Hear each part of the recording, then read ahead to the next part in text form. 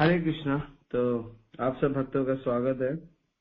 ये 2 दिन का हमारा एक वेबिनार सेमिनार टाइप ऑफ एक हम लेंगे और इसमें मुख्य रूप से जो हमारा सब्जेक्ट है वो बहुत सुंदर सब्जेक्ट है, यमराज और यमदूतों के बीच का जो प्रसंग है, जो भागवतम के 6ठे स्कंद का 3रा अध्याय है, चौथा नहीं 3रा अध्याय है, जिसका नाम है यमराज द्वारा अपने दूतों को आदेश।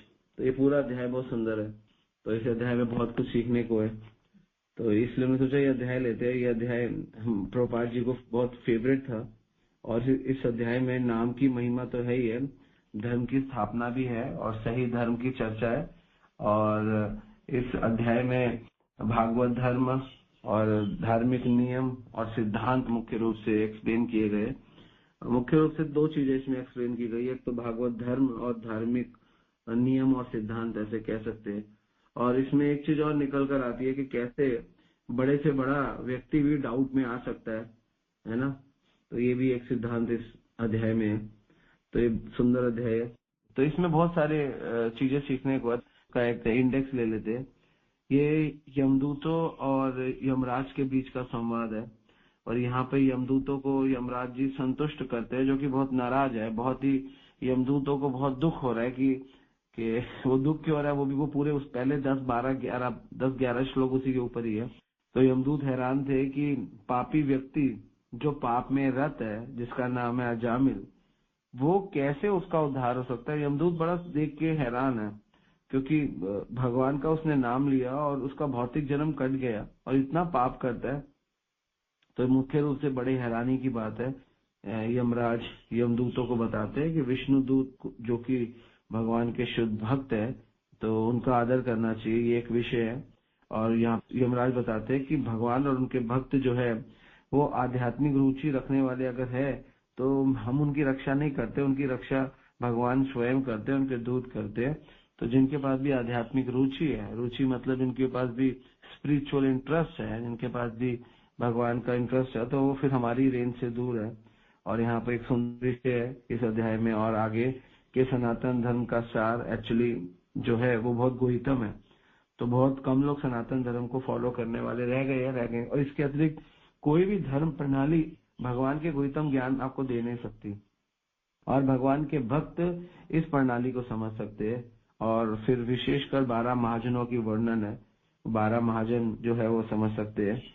इसलिए और यहाँ पर फिर बाद में आगे अंत में इस अध्याय में जो हम कर लेंगे, लेकिन मैं आज ही बता रहा हूँ, नाम पे बहुत सुंदर विषय है नाम का। और इसी अध्याय में वेदों की अलंकारमयी शब्दों को बताया गया कि उससे न्यूनकर आकर्षण होता है भक्तों को, और हमको भी होना चाहिए। और बताया गया इस अध्याय में जो कीर्तन करते हैं वही वास्तव में बुद्धिमान है और वही भगवान द्वारा रक्षित है और कोई नहीं है। आप यह सब सोच सकते हो कि कीर्तन की तो कलयुग का युग धर्म है। तो एक्चुअली पुराण बेसिकली कलयुग के लिए बनाए गए मुख्यतः। और वैसे भी चाहे चारों युग हो, चारों युग में कीर्तन हमेशा से प्रधान है। ऐसा नहीं है कलयुग में केवल कीर्तन है, ऐसा नहीं है। हर युग में कीर्तन जरूरी है। जब हम नाम लेते, जब हम ध्यान करते हैं तब भी अंदर कीर्तन होता है, क्योंकि ध्यान जनरली लोग शून्य का करते हैं, लेकिन सतयुग में लोग ध्यान भगवान का करते थे, तो अंदर मन में मंत्र कर रहे होते थे। फिर यज्ञ, द्वापर त्रेता युग में यज्ञ करते, यज्ञ में भी स्वाहा विष्णु स्वाहा सब स्वाहा करते हैं, तब भी नाम का उच्चारण होता है। और बड़े बड़े द्वापर में मंदिर अनुष्ठान होते हैं, तो उन मंदिरों में अनुष्ठानों में भी यज्ञ होता है और यज्ञ में भगवान का कीर्तन होता है। तो केवल कलयुग का ही, कलयुग के लिए नहीं है कीर्तन, कीर्तन कलयुग के लिए स्पेशली कीर्तन है, लेकिन बाकी युगों में भी हर युग की विधि में कीर्तन अपने आप ऑटोमेटिकली लग जाता है और भगवान द्वारा रक्षित है। और फाइनली बताते हैं सारे नरकों के रास्ते है। ये बिल्कुल बता दिया कि अगर कोई व्यक्ति कीर्तन नहीं करता, भगवान की कीर्ति का गान नहीं करता और अन्य कोई भी रास्ता चुन के वो भगवान को प्रसन्न करने के लिए मेहनत करता है, तो कहा गया है वो सारे के सारे जो लोग हैं वो अन्यथा अपना समय ही बर्बाद कर रहे हैं और इससे ज्यादा कुछ नहीं कर रहे, क्योंकि कलयुग में केवल कीर्तन ही सिद्धि का मार्ग है। इसलिए गीता भी बोलती है, शास्त्र विधि उत्सर्ज वर्तते काम, ना सिद्धि न सुख न परम गति, ना सिद्धि न सुख न परम गति। तो सिद्धि भी कीर्तन से मिलती है। तो कीर्तन की महिमा है, बहुत सुंदर कीर्तन की महिमा है। आज एक आधा श्लोक हम टच करेंगे कीर्तन का, लेकिन मुख्य रूप से कीर्तन विधि हम कल देखेंगे। और दूसरा आपका ये कीर्तन विधि कल देखेंगे और धर्म की प्रणाली को भी कल देखेंगे। आज तो संवाद शुरू करते हैं। भागवतम में छठे स्कंद का 3रा अध्याय जब शुरू होता है तो ये अध्याय शुरू होता है परीक्षित महाराज से। परीक्षित महाराज पूछते हैं, परीक्षित श्री राज उवाच निशम्य देव स्वभट उपवर्णितम् प्रत्यहाह किं तान् अपि धर्मराज एवं हताज्ञ विहितान् मुरारे नेदेशिके यस्य वशे जन अयम्। राजा परीक्षित ने कहा, राजा परीक्षित ने क्या कहा वो सुनते हैं। हे प्रभु सुखदेव गोस्वामी, यमराज सारे जीवों के धार्मिक तथा अधार्मिक कार्यों के नियंत्रक है, लेकिन उनका आदेश वैध कर दिया गया। उनके सेवकों अर्थात यमदूतों ने उनसे विष्णु दूत द्वारा पराजय की जानकारी दी, जिन्हें उन्होंने अजामिल को बंदी बनने से रोका था। तो यमराज ने उत्तर दिया, हे महर्षि, इसके पूर्व यहाँ कहीं भी सुनाई नहीं पड़ रहा कि यमराज के आदेशों का उल्लंघन हुआ। इसलिए मैं सोचता हूँ कि लोगों इस पर संदेह होगा, जिसका उन्मूलन अन्य कोई नहीं अपितु आप ही कर सकते हैं। क्योंकि ऐसा दृढ़ धारणा है, इसलिए कृपया करके इन घटनाओं को व्याख्या कीजिए। तो यहाँ पे राजा परीक्षित ने कहा, यमराज से पूछा कि यमराज जी का जो आदेश है, राजा परीक्षित पूछ रहे हैं सुखदेव गोस्वामी से, व्यर्थ चला गया क्योंकि विष्णु दूतों द्वारा यमदूतों की पराजय हो गई। इससे लोगों पर क्या असर पड़ेगा यमराज का? क्योंकि यमराज से लोग डरते हैं। तो परीक्षित महाराज कह रहे हैं लोग डरेंगे ही नहीं कि यमराज की तो कोई वैल्यू ही नहीं है। क्या है यमराज की वैल्यू? तो मुझे प्लीज एक्सप्लेन कीजिए, मैं थोड़ा विचलित हो रहा हूँ। तो यमदूतों ने तो पूछना चाहते हैं। फिर सुखदेव गोस्वामी यहाँ बताते हैं। तो सुखदेव गोस्वामी से उवाच भगवत पुरुषे राजनियाम्यः प्रतिहित उद्यमा पतितहं पतितं विज्ञापयामासु यः यमं तैमनि पतिम्। तो यहाँ पे बताते हैं कि जब सुखदेव गोस्वामी ने पूछा, परीक्षित महाराज ने सुखदेव गोस्वामी से पूछा कि हमें बताइए, तो सुखदेव गोस्वामी ने बताया कि यमराज के जो दूत है ना, विष्णु दूत द्वारा पूरे चकरा दिए गए और पूरा उनका स्वाभिमान, उनका मान सम्मान सब गिर गया, क्योंकि उनको कुछ नहीं कर पाए। जैसे उनके पास इतनी पावर है, इतनी स्ट्रेंथ है, वो कुछ कर नहीं पाए। तो फिर यमदूतों ने कहा कि वो बहुत नाराज थे। उन्होंने कहा कि आपके अतिरिक्त और भी कोई स्वामी है? हम तो सोचते थे आप ही स्वामी है, और भी कोई स्वामी है क्या? तो ऐसा पूछा उन्होंने। चौथे श्लोक में पूछते क्या कोई और भी स्वामी है क्या आपके अतिरिक्त? तो क्योंकि जब कोई, ये एक बहुत साधारण सा एक विषय है, क्योंकि जब भी आपका जिस पे आश्रय होता है, जिस पे आपका विश्वास होता है, जब आप आपकी स्वामी की शक्तिहीन आप देखते हो तो आप सेवा नहीं कर सकते हो, क्योंकि आप जिसके अंदर सेवा कर रहे हो पता चले वही बेकार आदमी है। तो वैसा फील हुआ। इसलिए लीडर बनना इज अ बिग जॉब, क्योंकि लॉट ऑफ एक्सपेक्टेशन, लोगों को बहुत उम्मीदें होती है कि आपसे बहुत ज्यादा उम्मीदें है। तो पूछते आपके अतिरिक्त भी है कोई जो दंड और पुरस्कार देता है? क्योंकि वो समझते थे दंड और पुरस्कार का हमारा डिपार्टमेंट है, हम ही सबको पुरस्कृत करते हैं और हम ही सबको दंड देते हैं। तो बहुत अहंकार में थे। तो ऐसा उनको लगा कि हमसे बड़ा कोई नहीं है। क्योंकि 5 श्लोकों तक ये बात चर्चा चलती रही। फिर 6ठे श्लोक में फिर भी वो पूछते हैं कि कोई ऐसा, क्योंकि हमारा काम है कर्मियों के साथ डील करने का, है ना, कोई ऐसा तो नहीं, कर्मी तो अनेक है, कोई ऐसा तो नहीं कि शासक भी अनेक हो जैसे कर्मी अनेक है। तो हमारे हिसाब से यमदूत बोलते हैं, हमारे हिसाब से ऐसा होना चाहिए कि एक केंद्रीय सम्राट भी होना चाहिए। उनको नहीं लगता था कि कोई और है, हमें लगता था कि आप ही केंद्र, जैसे केंद्र सरकार राज्य सरकार होती है। तो कहते हम समझते थे हम केंद्रीय सरकार चला रहे, राज्य सरकार बाकी इंद्र वरुण आदि अधिक राज्य सरकार चला रहे। तो वो ऐसे ही बोलते जाते हैं। तो उसके बाद बोलते हैं कि हमें तो लगा कि परम न्यायक तो आप ही हो, आपको ही होना चाहिए, you are the top most, but हमें तो डाउट हो रहा है आप पे। फिर डिस्क्राइब करते हैं, कोई 4 पुरुष हमने देखे थे तो जो आपके आदेशों का उल्लंघन कर रहे थे, बड़े बड़े सुंदर पुरुष थे। तो यहाँ पर प्रभुपाद जी 2 चीज बहुत सुंदर लिखते हैं। जब विश्वास और निर्णय बदल जाए तो हम विचलित होते हैं। जीवन में याद रखना, आपके जीवन में अगर आप पे आपको किसी पर विश्वास है और वो आपका विश्वास तोड़ दे, ठीक है, और आपने कोई निर्णय लिया है, आपका निर्णय टूट जाए, तो आप विचलित होगे, आपको दुख होगा। तो वही बताते कि ऐसी प्रॉब्लम नहीं है कि यमदूत कोई अनक्वालिफाइड है या यमदूत बेशक यमराज के अंडर सेवा कर रहे हैं, लेकिन ऐसा नहीं है कि वो बहुत ही पतित है, उनको हम ऐसा स्टैंडर्ड दे दे। तो प्रभात जी लिखते हैं एक्चुअली होता क्या है, ये हर किसी के साथ है, ये आपके साथ भी है, मेरे साथ भी है। अगर आप और हम, चाहे कोई भी है, अगर हमारा किसी पे विश्वास है, जैसे आपका मुझ पे विश्वास है या मेरा किसी पे आप पे विश्वास है, और कोई विश्वास तोड़ दे तो हम विचलित हो जाते हैं। हमारा तो आपसे एक्सपेक्टेशन थी, आपने ऐसा क्यों किया, बड़ा साधारण थे पूछते। और दूसरा होता है निर्णय। हमने एक निर्णय ले लिया, आज हम ये प्रोग्राम करेंगे, हम ऐसा करेंगे वैसा करेंगे, पूरा प्रोग्राम डिसाइडेड है, और पता चले कि प्रोग्राम बिगड़ गया।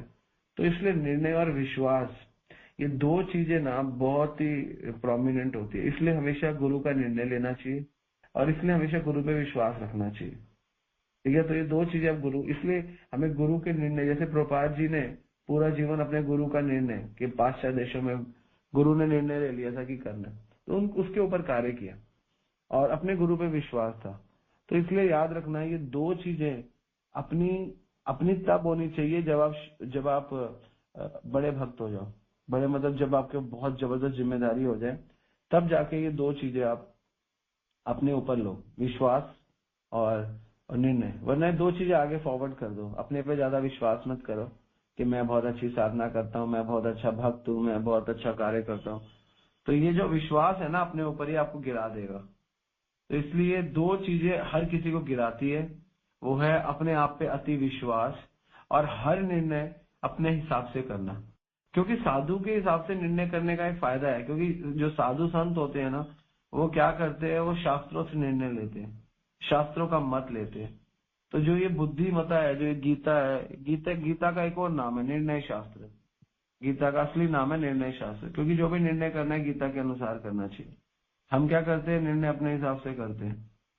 तो यहाँ पर बिल्कुल बोल दिया इन्होंने, ये जब यमदूत बोल रहे हैं कि हमारा तो आप पे श्रद्धा खत्म हो गई, सिंपल सी बात है, हमारी श्रद्धा आप पे बहुत ज्यादा थी, लेकिन हम तो अब आप पे क्या श्रद्धा करें, क्योंकि हमने तो देख लिया कि आपसे बड़ा भी कोई है। तो श्रद्धा टूट गई ना, विश्वास टूट गया, या विश्वास टूट गया कहेंगे, विश्वास कम हो गया, क्योंकि बहुत विश्वास था कि हम एक ऐसे व्यक्ति के अंदर है जो हमारा पूर्ण रूप से हमारा लालन पालन करेगा। लेकिन यहाँ पे विश्वास टूटता देखकर यमदूतों को बहुत दुख हो रहा है और दुख होना स्वाभाविक है, इसलिए बोल रहे हैं। फिर आगे 9वें श्लोक में बोलते हैं कि पापिल अजामिल जो है वो नरक की ओर ले जा रहे थे, लेकिन चार सुंदर पुरुषों ने हमसे खींच लिया।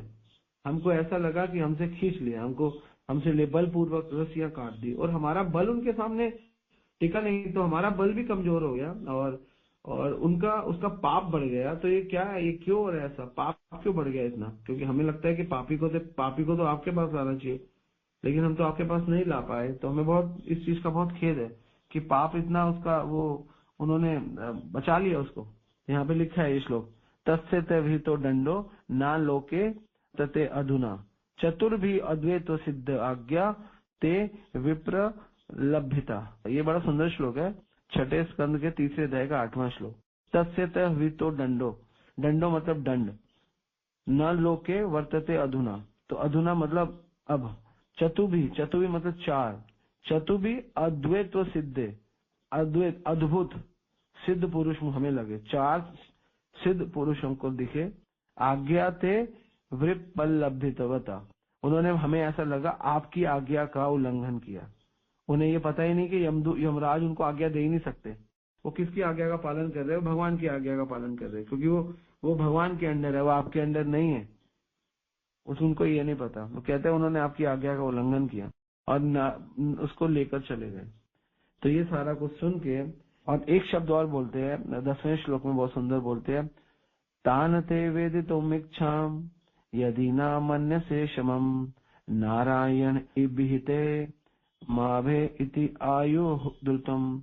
कि क्या हुआ, पापी ने पता नहीं कैसा एक शब्द बोला जिसका नाम था नारायण बोला। जैसे उसने नारायण का उच्चारण किया तो चार सुंदर व्यक्ति तुरंत आ गए और कहकर हमारे को धक्का देकर कहने लगे, आश्वस्त हो जाओ, डरो मत, हम तुम्हारे साथ है, डरो मत। मैं बड़ा विचलित हूँ 10 श्लोकों तक, अब यही 34 श्लोकों का अध्याय है, पहले 10 श्लोकों तक यमदूत और यमराज की यही चर्चा चल रही है।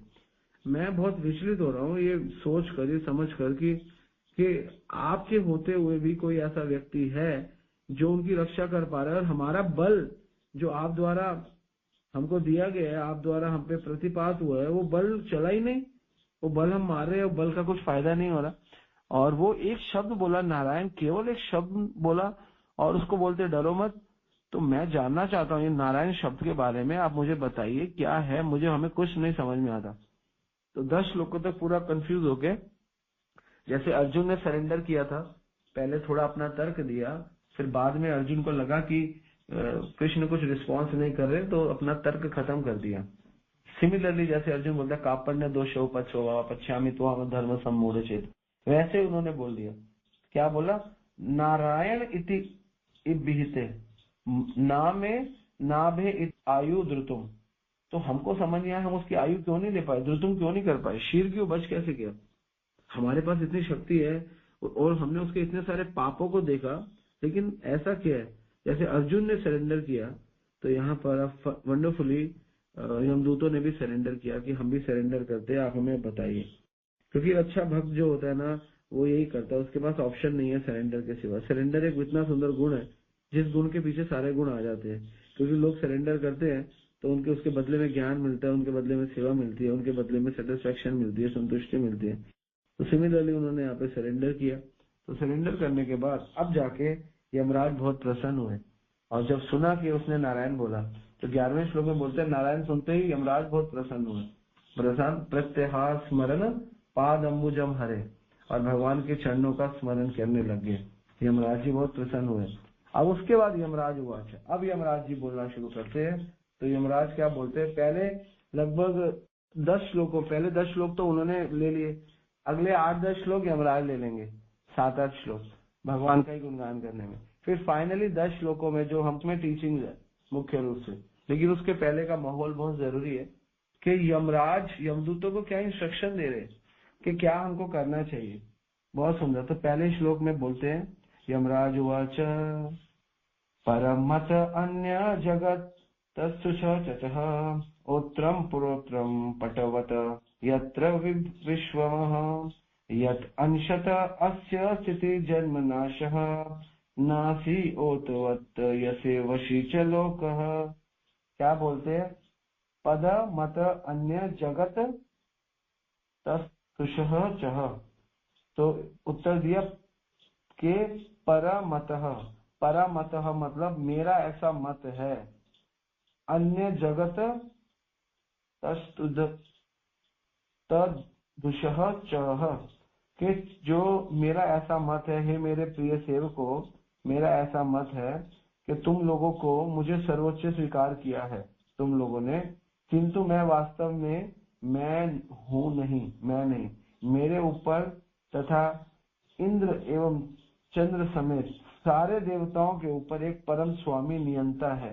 उनके आंशिक स्वरूप ब्रह्मा विष्णु तथा शिव है, जो ब्रह्मांड के सृष्टि पालन एवं संहार के भार को संभालते हैं। मैं उन 2 धागों के तुल्य हूँ जो बुने हुए वस्त्र की लंबाई तथा चौड़ाई ताने बाने का निर्माण करते हैं। संपूर्ण जगत उनके द्वारा उसी तरह नियंत्रित है जिस तरह एक बैल अपने नाक की रस्सी द्वारा नियंत्रित होती है। यहाँ पे बहुत सारे एग्जाम्पल दे देंगे, बहुत सारे। सबसे बड़ा एग्जाम्पल दिया कि एक बैल है ना, बैल, अगर आपको बैल को कंट्रोल करना है ना, तो बैल के अंदर ना, बैल को शरीर पे मार के आप कंट्रोल नहीं कर सकते, क्योंकि बैल का शरीर इतना भारी है कि आप उसको मारोगे डंडा, उसको फर्क ही नहीं पड़ेगा, क्योंकि बहुत चर्बी होती है उसके अंदर। आप उसके पैरों पे मारोगे, आपको खींच के बैल लात मारता है, क्योंकि वो बड़ा, बैल को आप पैरों से भी नहीं छेड़ सकते, शरीर से भी नहीं छेड़ सकते, और आप उसको माथे पे भी नहीं छेड़ सकते, क्योंकि माथे पे उसके सिंग है, सिंग से आपको मार देगा। तो कौन सी जगह जिससे आप बैल को कंट्रोल कर सकते हो, वो है बैल की नासिका। बैल इतना मजबूत है, तो इसलिए वो कह रहे हैं कि हम दिखने में बहुत मजबूत है, लेकिन हमारे पास एक नासिका है। वो नासिका जो है ना, वो हमारा कमजोर पक्ष है। उस बैल के पास एक कमजोर पक्ष है, तो हमारे पास भी कमजोर पक्ष है, वो हमारी नासिका। तो हम क्या है, हम वो नासिका ही है। हमारे को, हमारी नाक के ऊपर रस्सी से हम नियंत्रित है, और रस्सी किसकी है? वो पूरा का पूरा भगवान की रस्सी है। तो यहाँ पे ओत्र प्रोत्र जो दिया गया है, यहाँ पे बताते हैं ओत्र प्रोत्र शब्द समस्त कारणों के कारण का सूचक।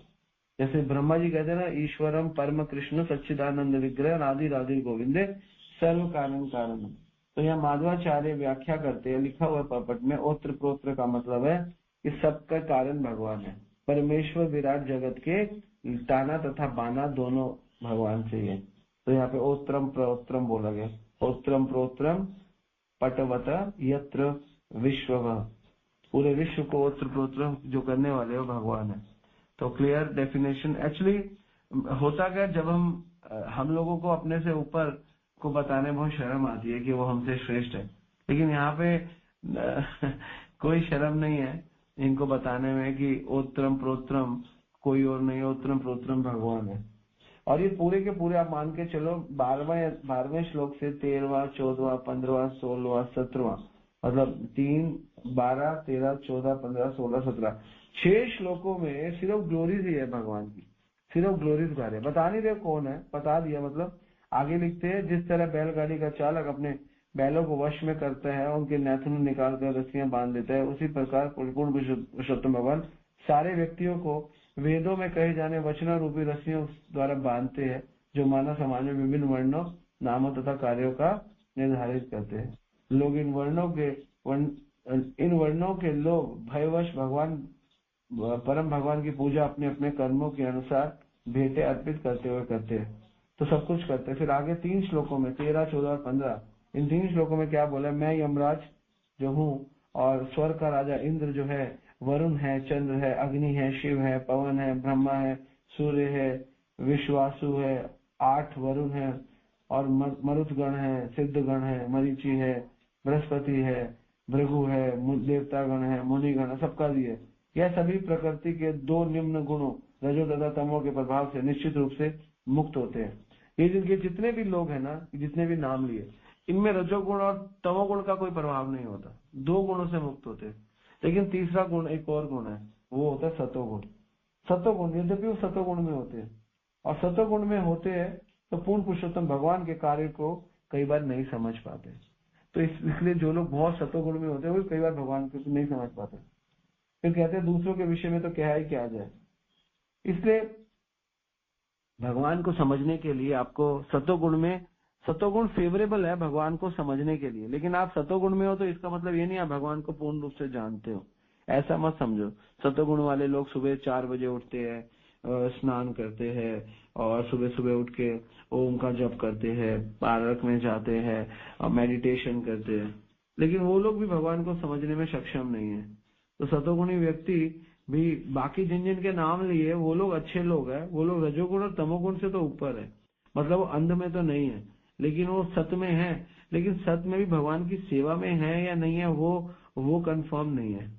तो यहाँ पे एक चीज तो पक्का है कि भगवान की भक्ति तो भगवान की कृपा से मिलती है, और भगवान की भक्ति तो भगवान के भक्तों से मिलती है, और भगवान की भक्ति का जो आश्रय है वो और कोई हो ही नहीं सकता। मतलब आप किसी और पे आप सोचो, आपको भगवान की भक्ति, सीरियसली अगर आप ये सोच के बैठे हो कि हम सुबह हम कोई अच्छा कर्म कर लेंगे हमको भगवान की भक्ति मिल जाएगी, हम दान कर लेंगे हमको शांति मिल जाएगी, हम सेवा कर लेंगे हमको ये में सुख मिल जाएगा, ऐसा नहीं है। भगवान की भक्ति तो केवल भगवान की कृपा से मिलती है, और कोई कारण ही नहीं है, और कोई रास्ता ही नहीं है। या तो आपकी सुंदर सुंदर सुकृति हो तो शायद आपको भगवान की भक्ति मिल जाए, या किसी भक्त की आप पे कृपा हो जाए। तो भक्ति मिलने का सबसे सुंदर तरीका अगर देखा जाए तो भगवान के भक्तों की कृपा ही है, तो सबसे सुंदर तरीका। बाकी सारे तरीके इतने सुंदर नहीं है। क्यों सुंदर नहीं है? क्योंकि बाकी सारे तरीकों में बहुत ही डिफिकल्टीज है। तो भगवान को कोई व्यक्ति प्राप्त नहीं कर सकता इस जगत में, कोई भी व्यक्ति, अनलेस अनटिल उस पे भगवान की और भक्तों की कृपा ना हो। भगवान की और भक्तों की, 2 लोगों की कृपा, इसी को आगे बताएंगे कि और कहीं भक्ति और किसी से नहीं मिलती। भक्ति ना आप करोड़ रुपया दान कर दो शायद आपको भक्ति मिले या ना मिले, शायद आप बड़े बड़े अनुष्ठान कर लो, चाहे आप तपस्याएं कर लो, चाहे आप एक पैर पे खड़े हो जाओ, लेकिन कुछ नहीं पता कि आपको भक्ति मिलेगी नहीं मिलेगी। भक्ति केवल और भगवान से भक्ति प्राप्त करना ज्यादा मुश्किल है। भगवान देते हैं, जैसे 100 लोगों को भक्ति दी गई और नोट किया गया कि 100 में से कितने लोगों को भक्ति भगवान ने दी है और कितने लोगों को भक्ति भक्तों ने दी है। तो रेशो निकलेगा 100 में से 98% लोगों को भक्ति भक्तों ने दी है और 2% लोगों को भक्ति भगवान ने दी है। और वो 2% लोगों की पहले की बहुत तपस्या होगी, और 98% लोगों की उनके 2% के मुकाबले 2% लोगों को मतलब 10% भी 10% भी भक्ति नहीं होगी। तो ये रेशियो है भगवान का और भगवान की भक्तों का भक्ति देने का, ये तरीका है। तो 98% भक्ति जो फ्लो करती है वो डिवोटीज के माध्यम से करती है, डिवोटीज के माध्यम से भक्ति बढ़ती है, डिवोटीज के माध्यम से भक्ति फ्लो करती है। 2% के करीब भक्ति भगवान स्वयं देते हैं। जो भक्त बहुत ही परेशान होता है, जो भक्त कहता है कृष्णा मुझे, हे प्रभु मुझे अपनी भक्ति दो, मुझे कुछ नहीं चाहिए मुझे, तो 2% लोग हैं, क्योंकि ज्यादातर लोग ऐसा बोलते ही नहीं है कि हमें प्रभु कुछ नहीं चाहिए। तो 98% लोगों का जो रेशियो निकलता है, आप कैलकुलेट कर लेना, अगर यहाँ पे अभी 260 लोग हैं तो केवल 5 लोग ऐसे होंगे यहाँ पे, या 10 लोग ऐसे होंगे जिनको यहाँ पे आने के लिए उनके मन ने बोला है। बाकी सब लोगों को रेफरेंसेस मिली होंगी, इसने बताया उसने बताया। 5-7% लोगों ने कभी लिंक पकड़ के कर लिया होगा, बाकी जनरली लोग ऐसे भगवान की भक्ति प्राप्त नहीं कर सकते। भगवान की भक्ति तो कहते हैं ना, कृष्ण भक्ति रस भावी तो मति यदि कुतोपि लभ्यते तत्र लोल्यम अपि मूल्यम एकम जन्म कोटि सुकृति बिना लभ्यते। जन्म भर की सुकृति के बाद भी नहीं मिल सकती। तो ऐसे चर्चा चलती जा रही है, तो एग्जाम्पल पे एग्जाम्पल दिए जा रहे हैं, डिवाइन डिस्क्रिप्शन करते जा रहे हैं और आगे बताते हैं कि 16वें श्लोक में बहुत सुंदर बताते हैं कि ना तो इंद्रियों से, ना मन से, ना प्राणवायु से, ना हृदय के अंदर विचारों से, ना ही शब्दों की ध्वनि से जीवात्मा परमेश्वर की असली स्थिति को निश्चित कर सकते हैं। कोई भी कारण, कोई भी रीजन है, आप भगवान को अपने अंदर स्थिति में निश्चित नहीं कर सकते हो। तो फिर कैसे कर सकते हैं वो आगे बताएंगे, लेकिन सबसे बोल दिया आपकी इंद्रियों में इतनी शक्ति नहीं, आपके मन में इतनी शक्ति नहीं, आप प्राणवायु में इतनी शक्ति नहीं है, आपके हृदय के अंदर विचारों में इतनी शक्ति नहीं है, आपके शब्दों की ध्वनि में इतनी शक्ति नहीं है, आप तो नाम भी लेते हो तब भी इतनी शक्ति नहीं। तो आप समझ रहे हो कि शक्ति है कहाँ पे, फिर शक्ति है कहाँ पे।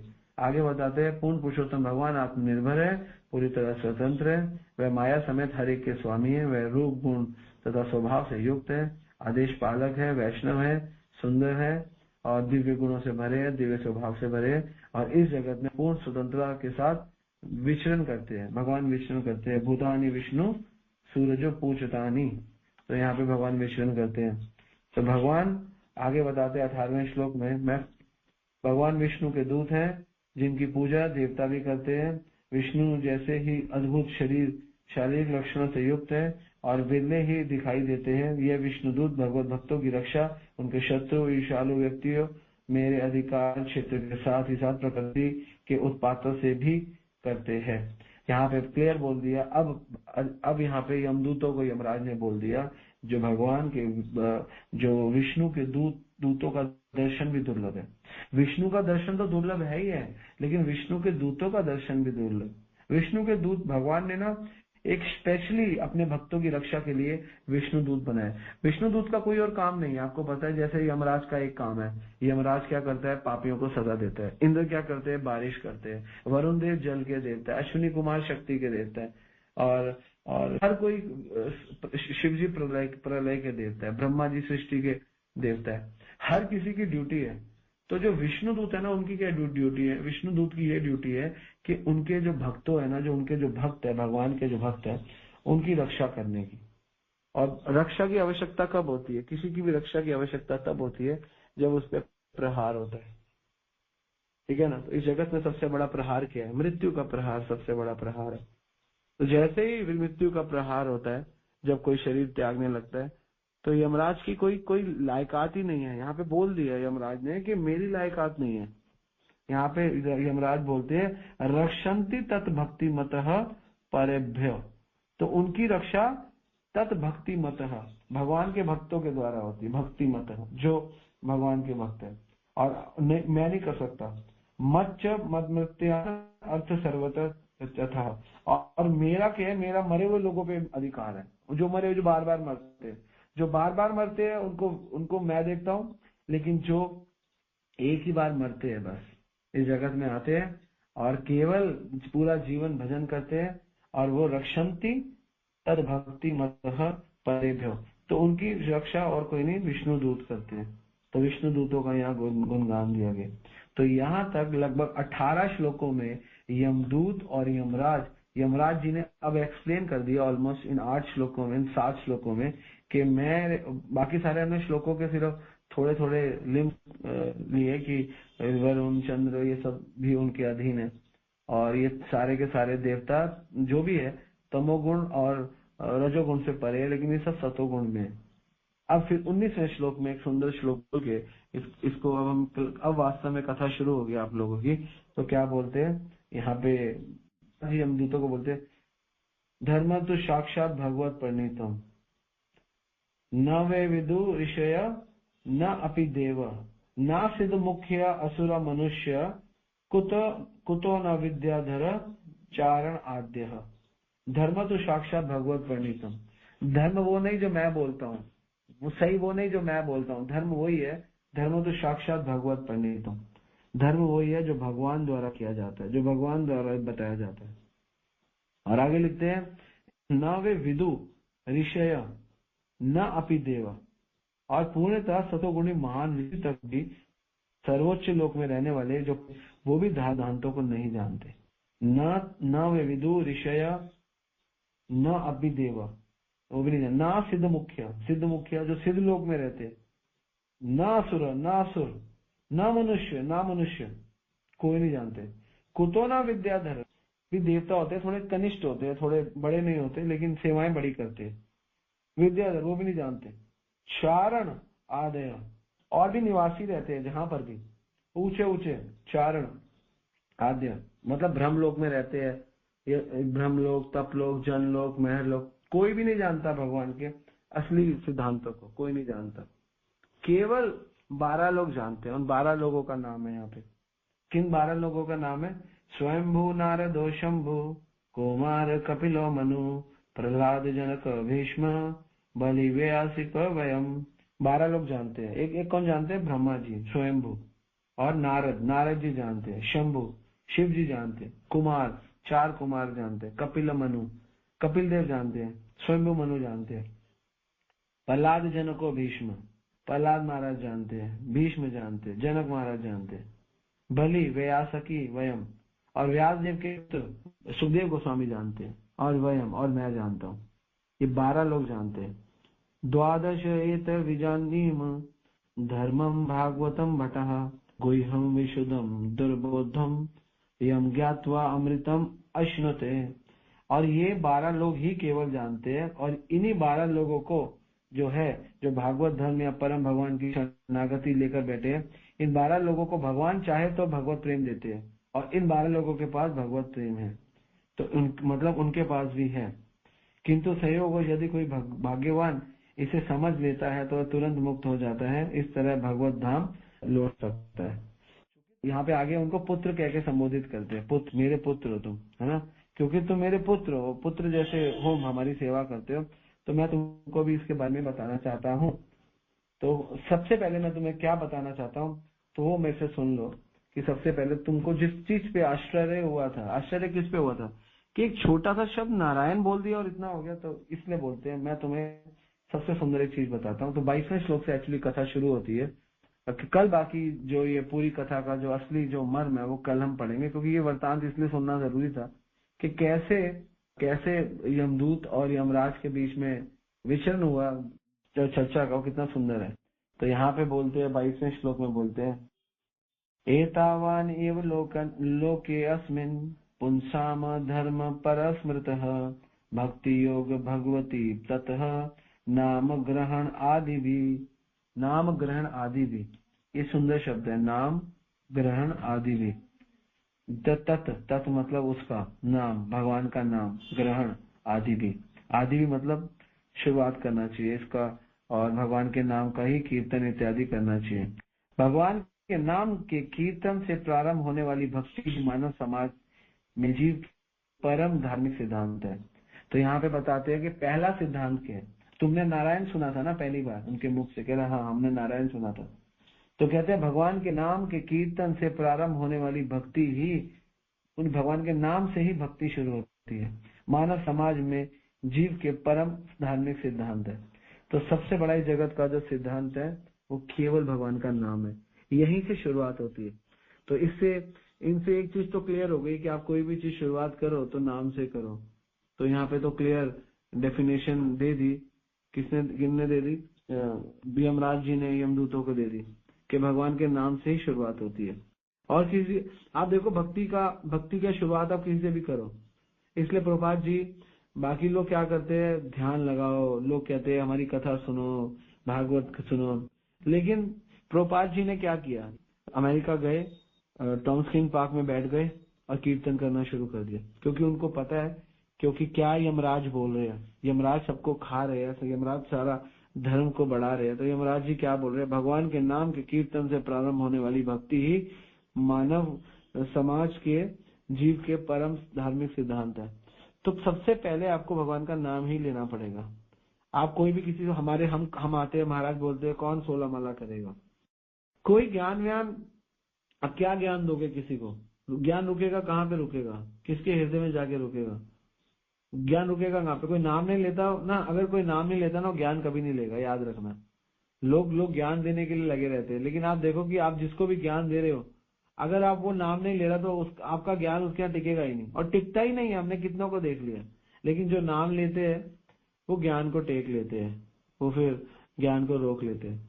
इसलिए भगवान के ज्ञान को रोकने के लिए नाम चाहिए। आपके हृदय में भगवान की कथा रुकेगी तभी जब आपके पास ज्ञान होगा, जब आपके पास नाम होगा। आप देखो जो व्यक्ति नाम लेते हैं ना, वो भगवान की कथा में बहुत आनंद लेते हैं, और जो व्यक्ति नाम नहीं लेते ना, उनको भगवान की कथा में कोई आनंद नहीं आता। तो नाम लेने से पहले, ज्ञान लेने से पहले नाम लेना पड़ता है। और अगर आप और हाँ, अगर आप दीक्षित भक्त हो और आप नाम नहीं लेते, मान लो आपने दीक्षा ली, आप नाम नहीं लेते, तो किस चीज का क्षय होता है वो मैं आपको बता देता हूँ। आयु का सबसे पहले क्षय होता है, आयु का। अगर आप दीक्षित हो और आप भगवान का नाम नहीं लेते, तो सबसे पहले आपने जितने, मान लो आप 16 माला आपके जीवन का सिद्धांत है, और आपने दीक्षा ले ली कि मैं 16 माला करूंगा, और आप 16 माला नहीं करते, 5 करते हो, 6 करते हो, आपने 10 माला कम करी। ऑनेस्टली आपके जीवन के 5 कर लो, 10 गुणा 5, आपने अपने जीवन के 50 मिनट कम कर लिए, 50 सेकंड नहीं, 50 मिनट दीक्षा के बाद, क्योंकि आपने प्रण लिया नाम का, क्योंकि नाम से शुरू होता है। तो ऐसा ब्रह्म वैवर्त पुराण, पद्म पुराण, गरुड़ पुराण में क्लियरली लिखा हुआ है, जो व्यक्ति दीक्षित है और जो नाम नहीं लेता, वो हर माला पे जो कुछ सेकंड है, तो ऑन एन एवरेज एक माला में 6 मिनट लगते हैं, तो इसलिए हम 5-6 मिनट कम हो जाते हैं। तो हर माला के हिसाब से 5 मिनट कम करो। 16 माला का आपने प्रण लिया है और आप 12 माला कर रहे हो, तो 4-5-20 मिनट आप रोज अपने जीवन के अपने आप को मार रहे हो। तो पहला घाटा है, आपकी आयु कम हो जाएगी। अगर आपने प्रण लिया, आप नाम नहीं ले रहे हो कि मैं नाम लूंगा, लेकिन मैंने दीक्षा ले लिया और you are not serious towards the Hari नाम। वैसे तो सभी को करना चाहिए, लेकिन जो गुरु को प्रण मना के जो करता है, तो उसकी 5-5 मिनट एक माला से कम हो जाती है। जितने मिनट माला करने में लगते हैं, उतने मिनट उसकी आयु कम हो जाती है। किसी की 6 मिनट, किसी की 5 मिनट। तो आप चेक करो आप कितनी माला करते हो, और कितनी आयु आपने अपनी खुद ही खत्म कर ली। और दूसरा, आपका चेतना कमजोर हो जाती, चेतना गिर जाती है। आपकी जो कॉन्शियसनेस है, आपका जो आपने चेंज करना था, अपने आप को बदलना था, तो उसमें आप गिर जाओगे। तो दूसरा घाटा, पहला आपकी आयु कम, दूसरी आपकी कॉन्शियसनेस गिर जाएगी। और तीसरा, जो 4 मुख्य पाप है जिनको बोला गया है, ये 4 पाप जो करते हो, नशा करते हो, जुआ खेलते हो, अवैध संबंध करते हो और मांसाहार करते हो, तो आप कुछ समय में उनको अपने मन में बिठाने लग जाओगे धीरे धीरे, और धीरे धीरे वो आपकी क्रिया में आ जाएगा। तीसरा अपराध, तीसरा घाटा। और चौथा घाटा क्या होता है? चौथा घाटा होता है धीरे धीरे आपको वैष्णव समाज में दोष दिखेंगे, वैष्णव में दोष दिखेंगे, समाज में दोष दिखेंगे, धीरे धीरे गुरु में दोष दिखेंगे, फिर फाइनली आपको चौथा घाटा, आपको भगवान में दोष दिखने लग जाएंगे कि ये सब कुछ नहीं है। Then you will go here and there and all this. तो आयु का घाटा। पांचवा और सबसे मुख्य घाटा, आप अपनी चेतना में ही नहीं रहोगे, आप एकदम से भौतिक चेतना के स्तर पर गिर जाओगे। भौतिक चेतना के स्तर पर, जैसे भौतिकवादी लोग जीवन जीते, ऐसे कितने लोग हैं जो गिर गए, केवल इसी वजह से गिर गए, केवल क्योंकि उन्होंने नाम नहीं लिया। ये नाम ना लेने की वजह से लोग इतना गिर जाते हैं। और स्पेशली जो दीक्षा लेते हैं, भगवान का नाम का प्रण लेते हैं, और वो गिरते हैं तो इतना बुरा गिरते हैं, दोबारा से भगवान उनको भौतिक कर्म में डाल देते हैं। और एक जगह तो मैंने ये भी पढ़ा है कि उनको कम से कम नहीं तो ब्रह्मा जी की आयु जितना समय लग जाता है दोबारा भक्ति मिलने का। आप इमेजिन कर लो कितना ब्रह्मा जी का दिन है, कितनी रात है, उनको कभी कृष्ण भक्ति नहीं मिलती। ये नहीं कहा नहीं मिलती, लेकिन समय बता दिया इतना ज्यादा मिलता है। तो कितना गलत है जो भगवान का नाम नहीं लेते, उन लोगों के लिए जीवन कितना गंदा जीवन है उनका। और जो दीक्षित होकर नाम नहीं लेंगे, जो दीक्षा लेके नाम नहीं लेंगे उनको कितना घाटा है। Just imagine, just go through the शास्त्र के हिसाब से चलो। तो इसलिए पहली बात तो सब लोगों को भगवान का नाम लेना चाहिए। भगवान के नाम लेने में कोई परहेज नहीं करना चाहिए। जब अपने वश कसम खाई है कि आज हमने दीक्षा ली है या हमने नाम लेने के लिए हम वो हो गए हैं, तो नाम लेना चाहिए। और 2 माला, 4 माला, 6 माला, 8 माला, 10 माला, 12 माला, 14 माला, 16 माला तक आना चाहिए। क्योंकि भगवान के नाम के कीर्तन से प्रारंभ होने वाली भक्ति ही मानव समाज में जीव का परम धार्मिक सिद्धांत है। तो आपको परम धार्मिक सिद्धांत को पकड़ना है। आप लोग बड़ी बड़ी बातें करते हो लेकिन छोटे छोटे काम नहीं करते। तो हम लोगों को छोटे छोटे काम भी करने हैं और बड़ी बड़ी केवल बातें नहीं करनी। इसलिए भगवान का नाम सबको लेना चाहिए। इसलिए और बाकी जो व्यक्ति भगवान का नाम लेता है आगे उसका गुणगान है यहाँ पे कर रहे हैं, इसलिए नाम की महिमा से शुरुआत करते हैं। तो पहली चीज, क्योंकि क्वेश्चन यहीं से हुआ था, हमें बताओ 10वें श्लोक में हमें बताओ ये नारायण शब्द में क्या था।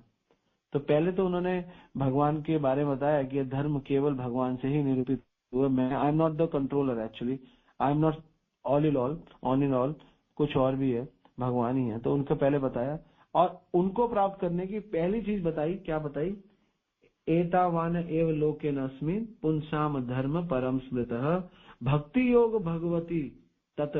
भक्ति योग भगवती तत् मतलब भक्ति योग भक्तिमय सेवा कहते हैं, और भगवती भगवान की भक्तिमय सेवा, तत् मतलब उसका नाम ग्रहण आदि भी। तो उसकी शुरुआत नाम ग्रहण से होनी चाहिए। क्लियर बोल दिया, मतलब कोई डाउट नहीं है। क्या बोला, तत् नाम ग्रहण आदि भी, सबसे भी शुरुआत ही, इत्यादि भी शुरुआत ही इसी से करनी चाहिए। बाकी सारी चीजें तो बाद में करेंगे, तो बाकी क्लास कल करेंगे। तो आज इतना समझ जाओ कि शुरुआत तो हमने कर दी, वो है नाम की। अब कल करेंगे नाम का गुणगान, कैसे यमराज जी यमदूतों के नाम का गुणगान करते हैं, लेकिन शुरुआत नाम से लाते हैं। तो इस जगत में चाहे यमराज हो वो भी नाम के लिए बोल रहे हैं, चाहे प्रहलाद महाराज हो वो भी नाम के लिए बोल रहे हैं, चाहे 12 महाजन में कोई भी हो, सब नाम के लिए बोल रहे हैं। अगर आपको यकीन नहीं है तो एक महाजन है जिनका नाम है भीष्म पितामह, और भीष्म पितामह 12 महाजनों में से एक महाजन रखे गए क्योंकि वो धर्म को अच्छी तरह जानते हैं, वो धर्म के ज्ञाता है। तो वो क्या कहते हैं, वो बड़ा सुंदर बोलते हैं, वो भी यही बोलते हैं। वो भी क्या बोलते हैं, भक्त आवेश मनो यस्मिन् वाचा यत नाम कीर्तयन् त्यजन कलेवरम योगी मुच्यन्ते काम कर्मभि। और ये तो यमराज महाजन ने बोला। और भीष्म महाजन क्या बोलते हैं, भक्त आवेश मनो यस्मिन्, भक्ति आवेश, भक्ति पूर्वक आवेशित होकर अपना मन भगवान का, भक्त को भगवान में मन लगाना चाहिए। वाचा यत नाम कीर्तन, वाचा यत नाम कीर्तन, भगवान के कीर्तन में लगाना चाहिए मन। त्यजन कलेवरम योगी, जब योगी जो लोग होते हैं, योगी होते हैं, योगी कहते हैं जो भक्त होते हैं। त्यजन कलेवरम योगी, जब योगी लोग अपना शरीर छोड़ते हैं, त्यजन मतलब त्यागना, मुच्यन्ते काम कर्म भी, उनके सारे काम बन जाते हैं। कैसे बन जाते हैं, भक्त आवेश मनो यस्मिन् वाचा यत नाम कीर्तयन्, जो कीर्तन करते हैं उनके सारे काम बन जाते हैं।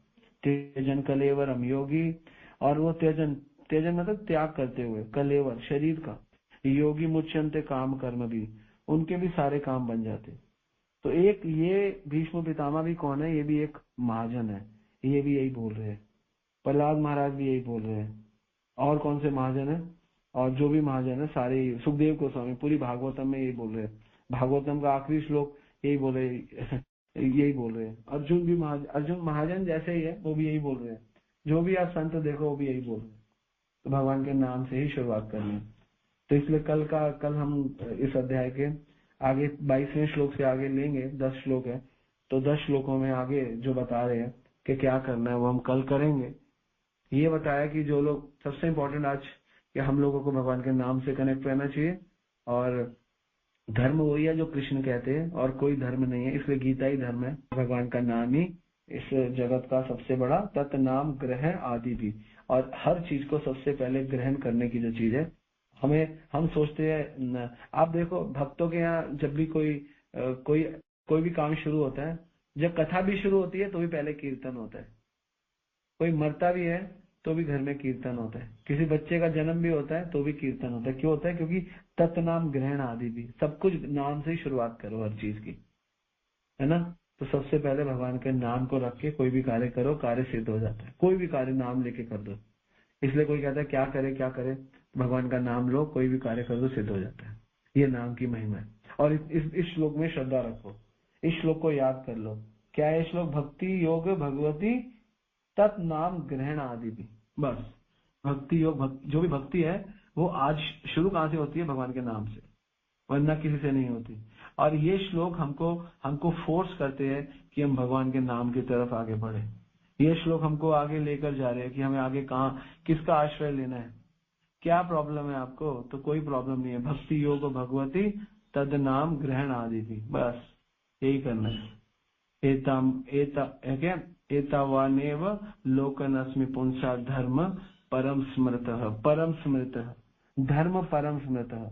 धर्म मतलब धार्मिक सिद्धांत, पर मतलब दिव्य, स्मृति, स्मृति मतलब हमेशा याद रखो। एक धार्मिक सिद्धांत हमेशा याद रखो।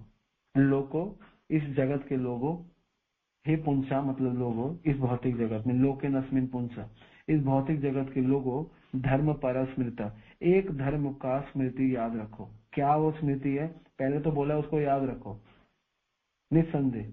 निस्संदेह मतलब एतावान एवं, इसको निस्संदेह याद रखो। क्या याद रखो? भक्ति योग भगवती तत् नाम ग्रहण आदि भी। बस ये हमको बोला गया, याद रखो।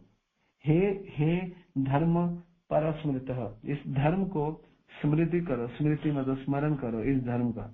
कौन से धर्म का? भक्ति योग भगवती तद नाम ग्रहण आदि भी। तदनाम ग्रहण आदि भी, तदनाम ग्रहण आदि भी, तदनाम ग्रहण आदि भी, तदनाम ग्रहण आदि भी। भक्ति योग भगवती, भक्ति योग याद रखो, याद रखो, याद रखो, याद रखो, याद रखो। और देखो इससे आपका कल्याण हो जाएगा। याद रखो, भूलो मत। ये कौन बोल रहे? यमराज। यमराज कौन है? जब हम मरते हैं तो यमराज आते हैं, तो वो बोल रहे हैं। और कौन बोल रहे हैं? भीष्म पितामह। और कौन बोल रहे हैं? सारे महाजन। कौन कौन महाजन है? ब्रह्मा जी बोल रहे हैं, शिव जी बोल रहे हैं। शिव जी क्या बोल रहे हैं? उमा कहूं मैं अनुभव अपना, सत हरि भजन जगत सब सपना। तो हरि का भजन सब सच है।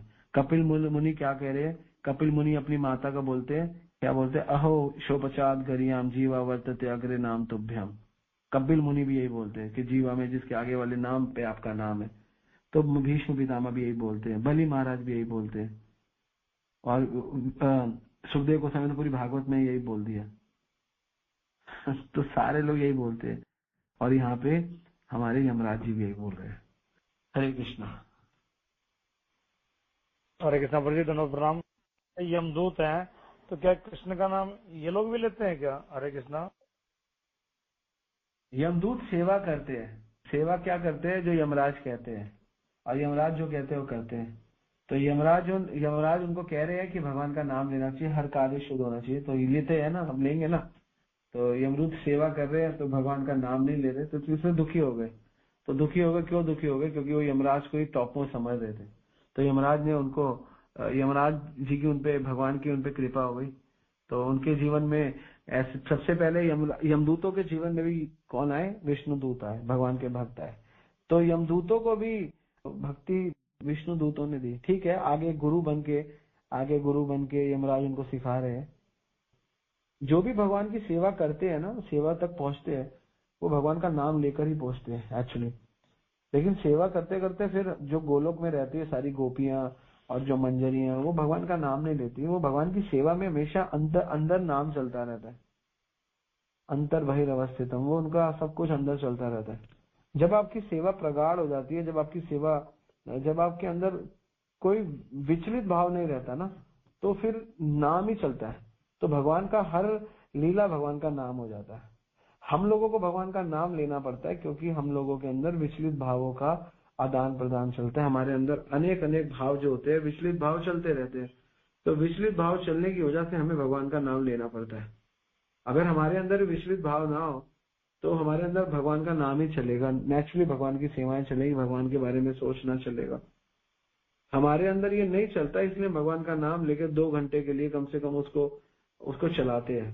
फिर कभी कभी भगवान स्मरण में आते हैं, पूरा दिन स्मरण में नहीं आते, कभी कभी ज्यादा स्मरण में आते हैं। जब गीता भागवत पढ़ते हैं तो ज्यादा स्मरण में आते हैं। भगवान हमेशा स्मरण में नहीं आते। अगर सदैव भगवान स्मरण में आ जाए तो सारी विधि किंकर हो जाती है ना। सतत स्मर्तव्य विष्णु विस्मर्तव्य न जातुचित सर्व विधि निषेधाय सेव किंकर। सारी विधियां किंकर है। कौन सी विधि के? भगवान के स्मरण की विधि से। जिस व्यक्ति को भगवान का हमेशा स्मरण रहता है उसके लिए सारी विधियां, कोई विधि नहीं रह जाती। तो न नाम की विधि, ना कोई सेवा की विधि, क्योंकि जिसको सदैव भगवान का स्मरण है वो सेवा ही करता रहता है। तो इसलिए हम लोग नाम इसलिए लेते हैं कि हमें भगवान का स्मरण रहे, भगवान की सेवा का स्मरण रहे। किसी का स्मरण सबसे सुंदर, किसी का क्या स्मरण होता है? किसी का भी सबसे सुंदर स्मरण क्या होता है? सबसे सुंदर माँ एक स्मरण करती है अपने बेटे का, मेरा बेटा को मैं कैसे खिलाऊं, कैसे सुख दूं, कैसे खुश रखूं। यही तो स्मरण है माँ के अंदर अपने बेटे के प्रति। सुंदर स्मरण है। उसको बेटे का नाम लेने की जरूरत नहीं है, क्योंकि हम सदैव बेटे का स्मरण ही चल रहा है। उसी प्रकार जो भगवान के शुद्ध भक्त है वो भगवान का स्मरण ही करते रहते हैं। बाकी यहाँ बात रही यमदूतों की कि यमदूतों को पता है नहीं पता, तो इस लीला से तो पता चलता है कि यमदूत वहां तक पहुंच गए, यमराज की सेवा कर रहे हैं, तो ऑब्वियसली सिद्ध पुरुष है, सिद्ध अवस्था प्राप्त कर चुके हैं। लेकिन सिद्ध अवस्था प्राप्त करके भगवान की सेवा की अवस्था प्राप्त नहीं करी, तो यमदूतों पे कृपा करेंगे अब यमराज जी कि उनको सेवा में भगवान की लगा जाए। अभी तक मेरी सेवा में लगे हुए, तो भगवान की सेवा में लगाया जाए। तो एक बहाना बना दिया और उनके जीवन में विष्णु दूतों का आगमन हो गया और उनका कल्याण हो गया। हरे कृष्णा। हरे कृष्णा प्रभु जी, एक छोटा सा क्वेश्चन हो रहा है कि एक व्यक्ति 4 नियम कर रहा है, 16 माला कर रहा है, बाकी एक्टिविटी नहीं कर पा रहा है या जो भी है गृहस्था में है अपने संसार में, और एक व्यक्ति प्रचार कर रहा है, तो ये दोनों गोलों के अधिकारी हैं या उसको साकेत धाम मिलेगा या कुछ ऐसा? मतलब थोड़ा डिफरेंस है या दोनों है? तो इक्वली समझे हम इसको। देखो, साकेत धाम उसको मिलेगा जो राम जी की उपासना करता है, राम जी पे शरणागत है। और वैकुंठ आदि धाम उनको मिलते हैं जो जो जो भगवान नरसिंह की और अन्य अन्य भगवान के अवतारों की और विष्णु की पूजा करते हैं। भगवान के भक्त जो होते हैं उनको भगवान का धाम प्राप्त होता है, क्योंकि भगवान के अन्य भक्ति नहीं करते और आशाएं बना के रखते हैं, तो उनको महर लोग, जन लोग, तप लोग, स्वर्ग लोग आदि लोग मिलते हैं, क्योंकि कहीं ना कहीं बनी रहती है, रेपुटेशन बनी रहती है, कहीं भोगने की इच्छा बनी रहती है और भक्ति करते हैं। लेकिन हाँ, भगवान कहते हैं अभी चेत दुराचार भजते माम अनन्य भाव। अगर कोई बड़ा से बड़ा दुराचारी भी है, लेकिन वो दुराचारी भी है जैसे आपने बोला, लेकिन 16 माला कर रहा है और 4 नियम कर रहा है, अभी चेत दुराचार भजते माम, साधु रेव मंतव्य, मेरा मंतव्य ये है वो साधु है और सम्यक व्यवस्थित ही सब, और बड़ी जल्दी ही वो सम्यक हो जाएगा, व्यवस्थित हो जाएगा है। और जल्दी कितना हो जाएगा? क्षिप्रम भवती धर्मात्मा, बड़ी जल्दी क्षिप्रम मतलब शीघ्र धर्मात्मा बन जाएगा। शाश्वत शांति गच्छति, उसको जल्दी शांति मिल जाएगी। शाश्वत शांति मतलब मेरी शांति मिल जाएगी। कौनते प्रति जानी है, कौनते इसको जान लो, नाम भक्त प्रच्छति, और मेरा भक्त का पतन नहीं होगा, इसकी घोषणा कर दो। ये भगवान ही कह रहे घोषणा कर दो इसको। अर्जुन, तुम्हारे माध्यम से मैं घोषणा कर रहा हूँ कि जो व्यक्ति कोई गलत काम करता है लेकिन टिका हुआ है, ब्रह्मा जी कहते हैं बस टिके रहो, गुरु महाराज कहते हैं टिके रहो, प्रभुपाद जी कहते हैं टिके रहो, गड़बड़ होती रहेगी फिर भी टिके रहो, गलत करते रहोगे फिर भी टिके रहो, बस टिके रहो। टिके रहने के मार्क्स है बस। अगर आप अंत समय तक 16 माला 4 नियम भक्ति में टिके रहे, और आपको बेशक आपका मन परिवर्तित हुआ, कितना हुआ, क्या हुआ, फिर भी आपको फायदा होगा अगर आप टिके हुए हो तो बस। लेकिन आप मन के चक्कर में पड़ गए और घन चक्कर बन गए और टिके नहीं और अपनी टिकावट को कम कर लिया, तो फिर लटक जाओगे और पटक जाओगे। टिके रहो, बस टिके रहो। टिके रहने का पॉइंट है। ये जो भक्ति है ना, ये टेस्ट मैच है, टिके रहने के ऊपर है। जितना लंबा खेलोगे अपने आप रन बनेंगे। आप चौके छक्के मारने के चक्कर में कैच आउट हो जाओगे, वनडे की तरह 2020 की तरह खेलोगे तो बेकार है। तो ये जो हमारा जीवन है इसको टिके रहो बस। धीरे धीरे 5 दिन खेलते रहो, 5 दिन की पारी होती है, आराम से 500 रन बन जाएंगे, कुछ मेहनत करने की जरूरत नहीं। टिके रहने से ही पॉइंट बन जाते हैं। हरे कृष्णा प्रभु जी, दंडवत प्रणाम। प्रभु जी, मेरा एक प्रश्न है कि मतलब जो पितृ जो पक्ष चल रहा है मैं सब इस समय, मतलब उनकी मृत्यु के बाद क्या प्रभु उनको मतलब स्वर्ग की प्राप्ति होती है? पितृपक्ष चल रहा है, मरने के बाद क्या प्राप्ति होती है वो डिपेंड करता है। भगवान भगवत गीता में बोलता है यम यम वापि स्मरण भाव त्यजतन कलेवरम। जब आप त्यजन करते हो अपने कलेवर का, शरीर का, जो जो आपके भावनाएं होती है, जो जो आपका मन होता है, जैसे जैसे आपका मन भागता है, यम यम वापि स्मरण भाव, जहां जहां भागता है तो वैसे आपको गति मिलती है। जरूरी नहीं कि आपको अच्छी गति मिलेगी, ऊपर के लोग मिलेंगे, स्वर्ग के लोग मिलेंगे, नर्क मिलेगा, पता नहीं। जैसी आपकी भावना होगी वैसे आपको मिलेगा। अगर आपकी भावना ऊंची है तो आपको ऊंचा भाव मिलेगा। तम तम वेति कौनते सदा तद्भाव भाविता। और इसलिए उस भाव को निश्चित रूप से प्राप्त करो जिससे वो आपकी ऊंची गति हो। तो उस भाव को निश्चित रूप से प्राप्त करता है जिस भाव में वो रहता है। इसलिए भगवान अर्जुन को कह रहे हैं कि क्या कर, अपने भाव को बदल। और ऐसा नहीं है अपने भाव को बदलने के लिए, छठे श्लोक में भगवान कह रहे हैं कि भाव को बदलने के लिए तू क्या कर, केवल भावनाओं में बह जा। नहीं, भाव को बदलने के लिए भगवान कहते हैं स्मरण चाहिए, स्मरण से भावना। क्योंकि भगवान कह रहे हैं यम यम वापि स्मरण भाव। स्मरण और भाव दो चीजें हैं। तो आपका स्मरण और आपकी भावना, आप किस चीज का, किस भावना से स्मरण कर रहे हो, वैसे आपको नया शरीर मिलता है। तो आपको अपने स्मरण पे और अपनी भावनाओं पे काम करना है। और वो कैसे होगा, भगवान अगले श्लोक में बोलते हैं गीता में, तस्मात् सर्वेषु कालेषु माम अनुस्मर युद्धश्च। तेरे को अगर अपना स्मरण बढ़ाना है तो क्या करना पड़ेगा, तेरे को अपना स्मरण बढ़ाने के लिए तेरे को क्या करना पड़ेगा, माम अनुस्मरण, मेरा अनुस्मरण करना पड़ेगा। और मेरा स्मरण नहीं करना पड़ेगा, अनुस्मरण करना पड़ेगा। स्मरण और अनुस्मरण में क्या फर्क होता है, ये अगर कोई व्यक्ति समझ जाए तो उसका जीवन का कल्याण हो जाए। बस जो व्यक्ति अनुस्मरण करता है वो सर्वश्रेष्ठ है, जो व्यक्ति स्मरण करता है वो भी श्रेष्ठ है। श्रवण और कीर्तन के बाद एक चीज निकल कर आती है जिसे स्मरण कहते हैं। और अनुस्मरण किसे कहते हैं, अनुस्मरण तब होता है जब आप कोई क्रिया कर रहे हो, कोई कार्य कर रहे हो और उस समय भगवान का स्मरण कार्य करते करते करो, उसे अनुस्मरण कहते हैं। तो अनुस्मरण हमेशा श्रेष्ठ है, क्योंकि कार्य करते करते हम कार्य में बुद्धि लगाते हैं। श्रवण कीर्तन करते करते तो ऑब्वियसली भगवान में हमारा स्मरण होगा ही होगा। लेकिन आप संसार में बैठ के कार्य कर रहे हो, फिर भी आपका भगवान का अनुस्मरण, आप डीलिंग कर रहे हो, आप मीटिंग कर रहे हो, आप भक्तों के साथ बात कर रहे हो और आपको अनुस्मरण है कि मेरे को अभी ये मुझे भक्त उत्तेजित करेगा, मुझे उत्तेजित नहीं होना। अगर आप उत्तेजित होते हो तो अनुस्मरण नहीं हो पाता। अगर आप उत्तेजित नहीं होते और उस समय आपको भगवान का स्मरण है, ऐसा नहीं है उत्तेजित हो सकते, उत्तेजित भी इसलिए हो रहे हो कि भगवान के अनुस्मरण के लिए, कि मुझे सही सिद्धांत रखना है, मुझे उत्तेजित होना पड़ेगा, कृष्णा मेरे को करना पड़ेगा, तो भी वो अनुस्मरण है। अनुस्मरण क्या होता है, जब क्रिया में स्मरण होता है उसको अनुस्मरण कहते हैं। जब भक्ति के कार्यों में जो हम जनरली बेसिकली श्रवण कीर्तन करते हैं उसमें जब करते हैं वो स्मरण होता है। जब हमारा स्मरण बहुत ऊंचा होने लगता है, हमारा श्रवण कीर्तन बढ़ने लगता है और उससे हम शुद्ध होने लगते हैं, तो भगवान कह रहे हैं तस्मात् सर्वेषु कालेषु माम अनुस्मर युद्धश्च। युद्ध करते हुए मेरा स्मरण कर, जो कि बहुत मुश्किल है, क्योंकि युद्ध करते करते आपको स्मरण करना है, उसका पैर तोड़ना है, उसका हाथ तोड़ना है, मुझे ये मारना है, वो मारना है। तो दो स्मरण कैसे चलेंगे, बड़ा मुश्किल है। तो उस समय जो स्मरण कर पाता है उसको अनुस्मरण कहते हैं। और वो भक्त वही कर सकता है जो आजीवन स्मरण कर सकता है, और जो आजीवन श्रवण और कीर्तन कर सकता है वो स्मरण कर सकता है। जो आजीवन स्मरण के स्तर पर है वही अनुस्मरण कर सकता है, और जो आजीवन अनुस्मरण के मत पर रहता है वो भगवान की गोलोक में सेवा करता है। तो ये है, तो युद्ध करते हुए भगवान का स्मरण करना चाहिए।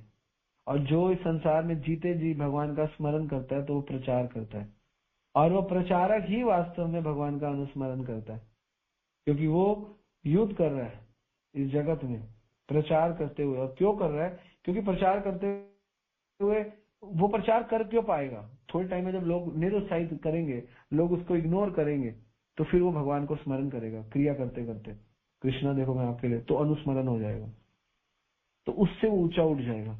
तो इसलिए किसी को गोलोक मिलेगा, किसी को ऊपर मिलेगा, वो डिपेंड करता है उसके स्मरण के ऊपर, उसकी क्रिया के ऊपर, उसके अनुस्मरण के ऊपर। जैसा जैसा स्मरण करेगा, यम यम वापि स्मरण भाव त्यजन्ते कलेवरम ते अपि माम कौन्तेय सदा मद्भाव भाविता।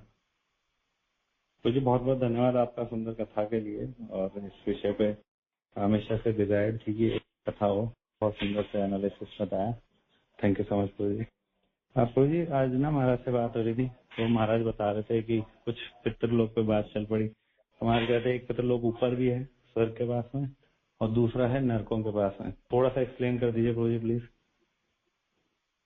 हाँ, कई पितर ऊपर जाते हैं, कई पितर नीचे जाते हैं। तो 28 प्रकार के नरक होते हैं, तो उनके साथ में पितर लोग भी होते हैं, ठीक है ना।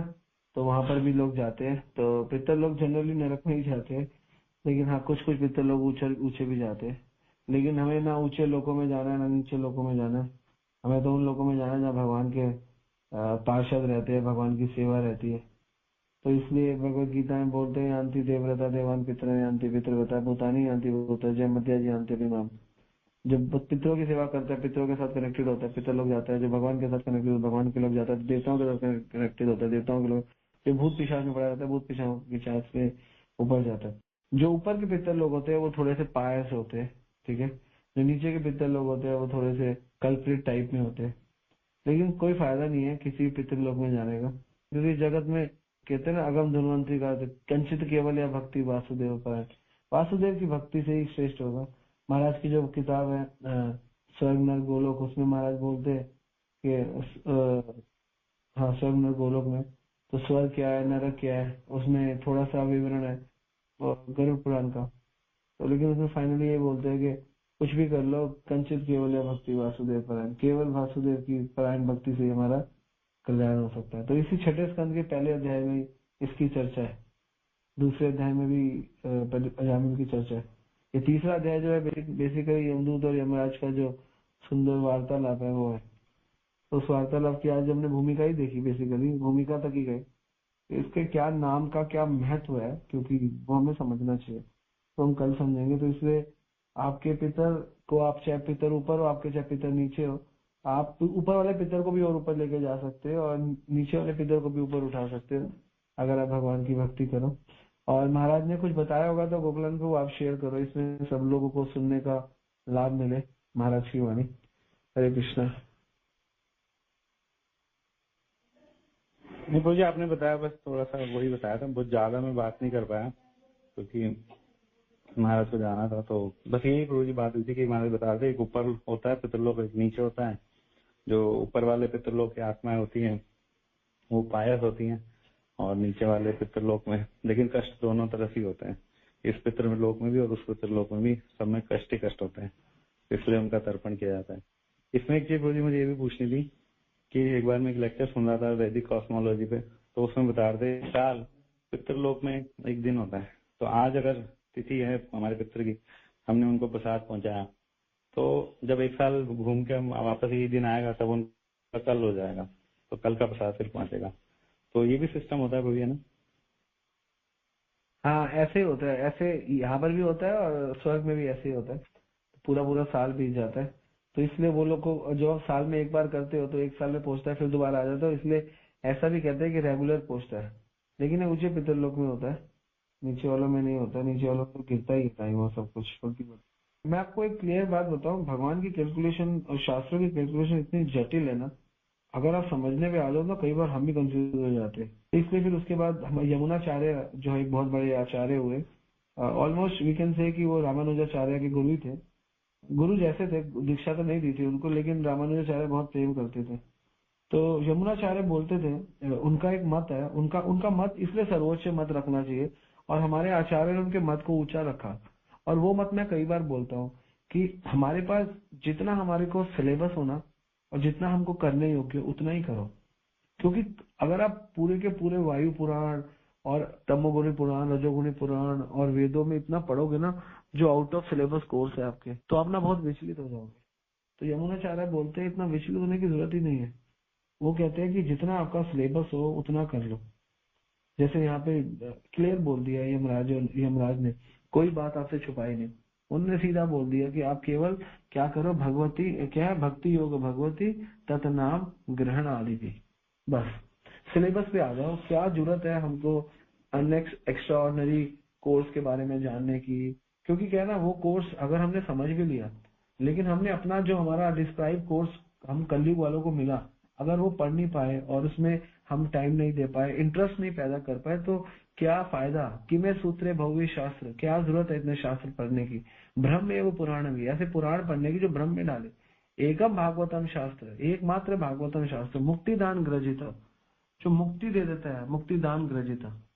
कई लोग ना, पता क्या होता है, कई लोगों का स्वभाव होता है, कई लोगों को ना इधर भागना उधर भागना, इससे सुनना उससे करना।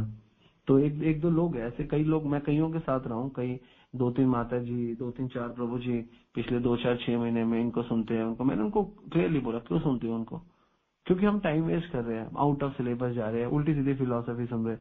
हम लोगों को क्लियर कर लेना चाहिए कि फलाना फलाना ये व्यक्ति है, ठीक बोलता है, शास्त्रों से बोलता है, भैया ये जो कह रहा है मैं इसको मान लूंगा, इसको सुन लूंगा, मेरे को इतना टाइम वेस्ट नहीं करना। और मैंने आपको खुद ही लिस्ट दी हुई है, 5-6 लोगों को सुनो, ज्यादा को सुनने की कोई जरूरत नहीं, अपना टाइम वेस्ट करोगे। क्लियर कट बात है। और इसमें कोई कहने में भी हमको शर्म नहीं आती, क्योंकि सीरियसली आप लोग, you are waste, otherwise you will waste your time, because आपके मन में अलग अलग विचार दे देंगे, पैदा कर देंगे, आपके मन में डाउट लेंगे। देखो, ज्ञान लेकर डाउट खत्म ना हो, डाउट बने ना, वो भी अज्ञान ही है। तो शास्त्र पढ़ के, गीता भागवत पढ़ के डाउट क्लियर होने चाहिए। अगर वो पढ़ के भी डाउट आ रहे हैं तो फिर आप तो शास्त्रों से भी अज्ञान ले रहे हो, शास्त्रों से अज्ञान ले रहे हो। भगवान बोल रहे हैं अर्जुन को, अगर आपको ज्ञान, अगर आप कुछ भी ज्ञान ले रहे हो और आपको डाउट पैदा हो रहा है तो वो भी अज्ञान ही, उसको अज्ञान की कैटेगरी में रखा, उसको ज्ञान की कैटेगरी में नहीं रखा, वो भी ऑल्सो इज अज्ञान। लगता है कि ज्ञान है, तभी तो भगवान बोलते हैं कि ये शास्त्रों को नहीं मानता, वो उसको ना सिद्धि परम सुख। क्योंकि जब तक आपको सही व्यक्ति और सही शास्त्र नहीं मिले तो आपका भाग्य ही गिरा हुआ है। हमारा भाग्य गिरा हुआ क्या है? हमें सही शास्त्र नहीं मिले, हमें सही शास्त्र समझाने वाले, तो हमारे भाग्य गिरा हुआ है। तभी तो बोलते हैं ब्रह्मांड भरमीते कोनो भाग्यवानी, गुरु कृष्ण प्रसादे पाए भक्ति लता। तभी गुरु और कृष्ण, गुरु और विष्णु नहीं, गुरु और भगवान नहीं, गुरु और गुरु घंटाल नहीं, गुरु और कृष्ण प्रसादे पाए। तो गुरु और कृष्ण ही चाहिए बस, और उनका प्रसाद चाहिए। प्रसाद है ज्ञान, और वो भी गुरु जो कृष्ण, किबा विप्रा किबा न्यासी शूद्र के, जय कृष्ण तत्ववेता सही गुरु है। और कितने भाग्यशाली है हम लोग। मैं तो ये कहता हूँ कि प्रभुपाद जी की जो संस्था में है, कितने भाग्यशाली है। और हमारे भाग्य को गिराने के लिए कभी मेनका गांधी कहती है कि इस्कॉन वाले मांस गाय काटते, गाय खाते, है ना। वो आप लोगों का डाउट ही तो है, आप लोगों को गिराने के लिए बोलती है। मेनका गांधी के मन में आते हैं, कृष्णा बोल भाई, तू बोल, गिरेंगे आधे लोग। देखता हूँ किसको डाउट है, किसको फेथ है। तो इसमें से जो बच जाता है वो आगे बढ़ जाता है। क्या बोला इस ऑलिनेस गोपाल कृष्ण महाराज ने? कह रहे हम लोग तो प्याज भी नहीं खाते हम लोग तो प्याज मना करते हैं, और ये हम पे ब्लेम कर रहे हैं कि हम गाय खाते हैं। बड़ा सुंदर बोला गोपाल कृष्ण महाराज ने, कितना सुंदर बोला। तो यही सिद्धांत है। तो इसलिए क्या है इतना ज्यादा, तो यमुनाचार्य का सिद्धांत मानो जितना सब्जेक्ट है। मैं तो कहता हूँ आप चौथा शास्त्री मत पढ़ो। अगर आपको प्रचार करना है तो उनके रेफरेंसेस पढ़ लो। जैसे मैं हूँ, मैं ऐसा नहीं मैं उपनिषद नहीं पढ़ता, मैं रेफरेंसेस पढ़ लेता हूँ। मुझे लगता है उपनिषद में से ये लेना है, ईशोपनिषद में से लेना है ले लो, किसी और वायु पुराण में से कोई श्लोक लेना है ले लो जो भगवान को सपोर्ट करे। वरना इनमें से ज्यादा मत लो, क्योंकि ज्यादा लोगे ना आप कंफ्यूज हो जाओगे। स्कंद पुराण में से कोई काम की चीज लेनी है ले लो। मुख्य रूप से गीता, भागवत और चैतन्य चरितामृत, 3 ग्रंथों में पीएचडी कर लो। स्पेशली सबसे पहले गीता। अगर आपको गीता आती है ना तो इस जगत का कोई व्यक्ति आपको कहीं नहीं हरा सकता। आप किसी से शास्त्रार्थ कर सकते हो उन 700 श्लोकों के आधार। आपके पास ऐसा कोई जवाब नहीं है जो आपको ना आए, जो आपको कृष्णा आपको प्रेरणा ना दे, अगर आप गीता में एक्सपर्ट हो। और दूसरा भागवतम में हो तो वंडरफुल, तो आप डिस्क्राइब कर सकते हो with theory, with example, with devoted. और अगर आप चैतन्य चरितामृत में हो तो आप you are on the top and you have answer, not even answer तो गीता से दे दोगे। You have realization also. This is the 3 शास्त्र, गीता, भागवत एंड चैतन्य चरितामृत। चौथे शास्त्र की जरूरत ही नहीं है और कोई आवश्यकता नहीं है चौथे शास्त्र की। और चौथे शास्त्र केवल टाइम वेस्ट है और कुछ नहीं। हाँ, उनकी रेफरेंसेस अच्छी है, थोड़ी थोड़ी ले लो, कहीं ना कहीं से किसी की कोई रेफरेंस मिलती है, वो रेफरेंस जो इन तीनों शास्त्रों को प्रमोट करे, बस वो रेफरेंस इज सफिशिएंट। अदरवाइज सब आउट ऑफ सिलेबस है, जो मर्जी करो, कुछ फायदा नहीं होना। आपको स्कंद पुराण पूरी आती है तो आपको कृष्णा 100 में से 1 नंबर देंगे। आपको अगर वायु पुराण आती है तो 100 में से आधा नंबर मिलेगा। शिव पुराण आती है तो 2 नंबर मिलेगा। ब्रह्म वैवर्त पुराण आती है तो 3 नंबर मिलेंगे। लेकिन अगर आपको भगवत गीता केवल पढ़ी हुई है और आती नहीं, समझ नहीं, केवल पढ़ ली तो 50 मार्क्स।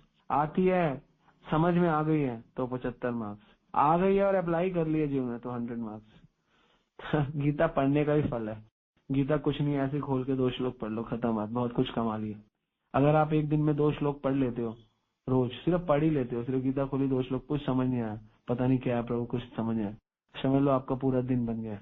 वो दिन कृष्णा आपका, उस दिन में जो समय आपने गीता पढ़ी, आपने जो किया, वो सब कृष्णा भक्ति में कंसिडर कर लेंगे। जब हमारी मृत्यु होगी तो कृष्णा कहेंगे वो 2 जो श्लोक पढ़े थे जिसमें मन भी नहीं लगा, उसका भी फल है, आजा तेरे को फल देता हूँ। क्या बता, उससे ही आपको पूरे जीवन भगवान अपने धाम में स्थान दे दिया, सेवा में लगा दे। इतना फल है भगवान के गीता भागवत का, इतना फल है, इतना प्रेम है भगवान को अपनी गीता से, खुद बोलिए भगवान ने। इसलिए भक्ति योग भगवती तत्नाम ग्रहण आदि। भक्ति योग क्या है? भगवान की सेवा, और भगवती भगवान, भगवान और भगवान की सेवा। भगवान कौन है? कृष्ण, गीता बताती है। भगवान की सेवा क्या है? नाम, बस। तो नाम पढ़ो और नाम लो और गीता पढ़ो, अपने आप भागवतम को स्थान मिल जाएगा हृदय में रहने का, अपने आप चैतन्य चरितामृत आपको संसार के अनुभव दिलवा देगी। जो लोग, महाराज ने इस बार की पूरी व्यास पूजा जो महाराज की हुई, उसमें महाराज का एक जो बेसिक इंस्ट्रक्शन था वो यही था कि तत्क्षणो तत्क्षणो, सुनो सुनो सुनो। क्या महाराज बोल रहे थे? सुन बाबा सुन, बड़ा सुंदर महाराज ने बोला था। तो यही गुरु महाराज का पूरी व्यास पूजा का जो पूरा फल था वो यही था। गुरु महाराज की पूरी व्यास पूजा में महाराज का एक इंस्ट्रक्शन था जो बुद्धिमान लोगों को मिल गया। जो बाकी लोग थे जो बुद्धिमान नहीं थे उनके पास 100 इंस्ट्रक्शन होंगे, लेकिन जो बुद्धिमान थे उनके पास एक इंस्ट्रक्शन था, सुन सुन सुन अरे बाबा सुन। और महाराज ने उस इंस्ट्रक्शन के बाद जानवा को ग्लोरीफाई भी किया, है ना। तो क्यों ग्लोरीफाई किया? क्योंकि वो सुनती है और वो कल्याण हो गया, जिसने सुन लिया उसका कल्याण हो गया। तो सुन सुन सुन अरे बाबा सुन, तो ये पूरी व्यास पूजा का मर्म था, सुन सुन सुन अरे बाबा सुन। जो जिनको समझ में आया वो बुद्धिमान थे, और जो नहीं समझ पाए वो बुद्धिमान नहीं थे। इसलिए गीता भागवत सुनो, गीता भागवत पढ़ो और नाम लो, और इसके सिवा जो भी कुछ कर रहे हो आप सिर्फ यार क्या है, भक्ति योग भगवती तत्नाम ग्रहण आदि। बाकी सब ऐसे ही है, सब यूजलेस है।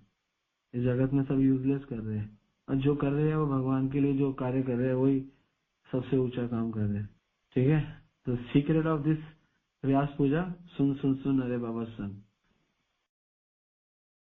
हरे कृष्ण प्रभु जी, दंडवत प्रणाम। कई बार एक जिज्ञासा मन में आती है कि जो पितृलोक की हम बात करते हैं, जैसे अभी आपने बताया कि 2 पितृलोक हैं, एक ऊपर और एक नीचे, तो जैसे सब जीवात्माओं को पुनर्जन्म तो मिल जाता है, फिर वहाँ पर पितृलोक में कौन सी जीवात्माएं होती हैं? एक्चुअली पुनर्जन्म की जो स्टोरी है ना, वो भगवान बोल रहे हैं भगवत गीता में, जाता सही ध्रुवम मृत्यु ध्रुवम जन्म मतस्य तस्मात् अपरिहारस्य ना तुम सोचती हसी।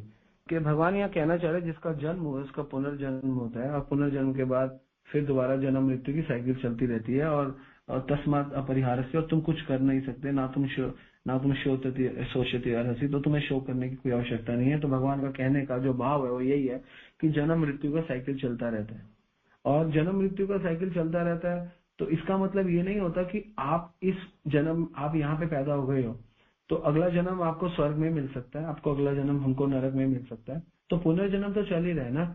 कई लोग कहते हैं, जैसे कई मुझे कह रहे थे, प्रभु जी कई भक्त कहते हैं कि हम इस जन्म में भक्ति कर रहे हैं लेकिन हमें परफेक्शन नहीं मिली, तो कलयुग तो बढ़ता जाएगा, तो आगे क्या होगा? भगवान के ऊपर है। जरूरी नहीं है कि भगवान आपको इसी भूमंडल में डालेंगे, क्या पता कहीं और कलयुग चल रहा है वहां पे डाल दे, कृष्णा के ऊपर है। ठीक है ना, आपको यहाँ पे डाले, कहीं और डाले, क्या पता यहीं पे डाले। तो ये भगवान, तो अगर पुनर्जन्म, अगर कोई पितृलोक में जा रहा है तो वहां पर भी तो उसका जन्म हो रहा है ना। तो ऊंचे पितृलोक में जा रहा है, वहां पर भी उसका जन्म हो रहा है, तो वहां पे जन्म लेगा फिर दोबारा। लेकिन सबसे सुंदर भक्त वो है जो गिर भी रहे तो कम से कम दोबारा इस जगत में आए और भक्ति करने का अवसर प्राप्त हो। इसलिए भागवतम के पहले स्कंद के 17वें अध्याय में परीक्षित महाराज बोल रहे हैं कि कलयुग तो धन्य है, कि कलयुग में केवल नाम लेने से कल्याण हो जाता है, और धन्य है इस कलयुग में, इस भूमंडल पे कलयुग का होना, कि आपको अवसर मिलेगा।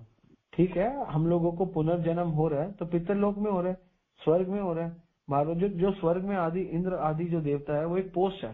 तो हम आप जैसे तो लोग हैं जो अच्छे भक्ति करते हैं और कुछ भोगों की इच्छाएं रह जाती है, लेकिन भगवान का अच्छा भजन किया, अपिचेत दुराचार भजते माम अनन्य भाव, क्योंकि वो अपिचेत दुराचारी था लेकिन उसने अनन्य भक्ति की है, अंत तक भक्ति करता है लेकिन दुराचारी था। आप ऐसा कहोगे ऐसा कैसे होता है कि कोई दुराचारी अंत तक भक्ति करता है? ज्ञान के स्तर पे करता है, प्रेम के स्तर तक नहीं पहुंचता। तो याद रखना भक्ति के दो स्तर होते हैं, एक होता है ज्ञान का स्तर और एक होता है भक्ति का स्तर, प्रेम का स्तर। ज्ञान का जो स्तर होता है वो जीवन भर इंसान 20 जन्मों तक ज्ञान के स्तर पर ही भक्ति करता रहता है। और आप कहोगे फिर तो हमको सहजिया बन के प्रेम, तो ज्ञान के स्तर में परिकाष्ठा प्राप्त करके प्रेम के स्तर की अनुभूति होती है। तो जब आप ज्ञान में पक्के हो जाते हो और उस ज्ञान से अपने जीवन में उतारते हो और ज्ञान से भगवान की सेवा करते हो और इस ज्ञान पे पहुंच जाते हो कि भगवान को प्रसन्न करना है, तो प्रेम जागृत हो जाता है। तो कई लोगों को जीवन भर प्रेम जागृत ही नहीं होता, क्योंकि ज्ञान के स्तर पर वो यही नहीं समझ पाते कि ज्ञान की परिकाष्ठा भगवान को प्रेम करना है, भगवान को प्रसन्न करना है। वो ज्ञान के स्तर पे ये निकाल लेते हैं कि जगत गंदा है, हमें जगत से मुक्त होना है, हमें भगवत धाम जाना है, ये सब तो निकाल लेते हैं, लेकिन ये नहीं निकाल पाते। और ये भी निकाल लेते हैं भगवत धाम जाके देखो भगवान का भक्त और भगवान के ज्ञान की परिकाष्ठा और ज्ञान में क्या फर्क है। कृष्ण का ज्ञान होना, सब कुछ होना, लेकिन उस ज्ञान से ये निकलना कि भगवान को भगवत धाम जाके सेवा करना। तो एक लोग ये निकालते हैं भगवत धाम जाएंगे, भगवान की सेवा करेंगे, इसलिए हमें कृष्णा शुद्ध कर दो। और एक भक्त निकालता है कि भगवत धाम क्यों जाएंगे, यहाँ से भी तो सेवा कर सकते हैं, तो क्यों ना हम यहीं से सेवा शुरू करें प्रचार करने की। तो वो जो ये यहीं पे डिसाइड कर लेता है कि सेवा कहीं से भी हो सकती है, वो भगवान को प्रसन्न करने के लिए भगवत धाम जाता है। और जो व्यक्ति ये डिसाइड ही नहीं कर पाता कि भगवान की सेवा केवल भगवत धाम दे दो, गोलोक दे दो, यहाँ पे कष्ट है वहां पे कष्ट नहीं होंगे, जो अपने कष्टों से छुटकारा लेकर भगवान की सेवा करना चाहता है वो भगवान का प्रिय नहीं बन पाता। जो कष्टों में रहकर भी कहता है मैं आपकी सेवा करूंगा, भगवान का प्रिय बन जाता है।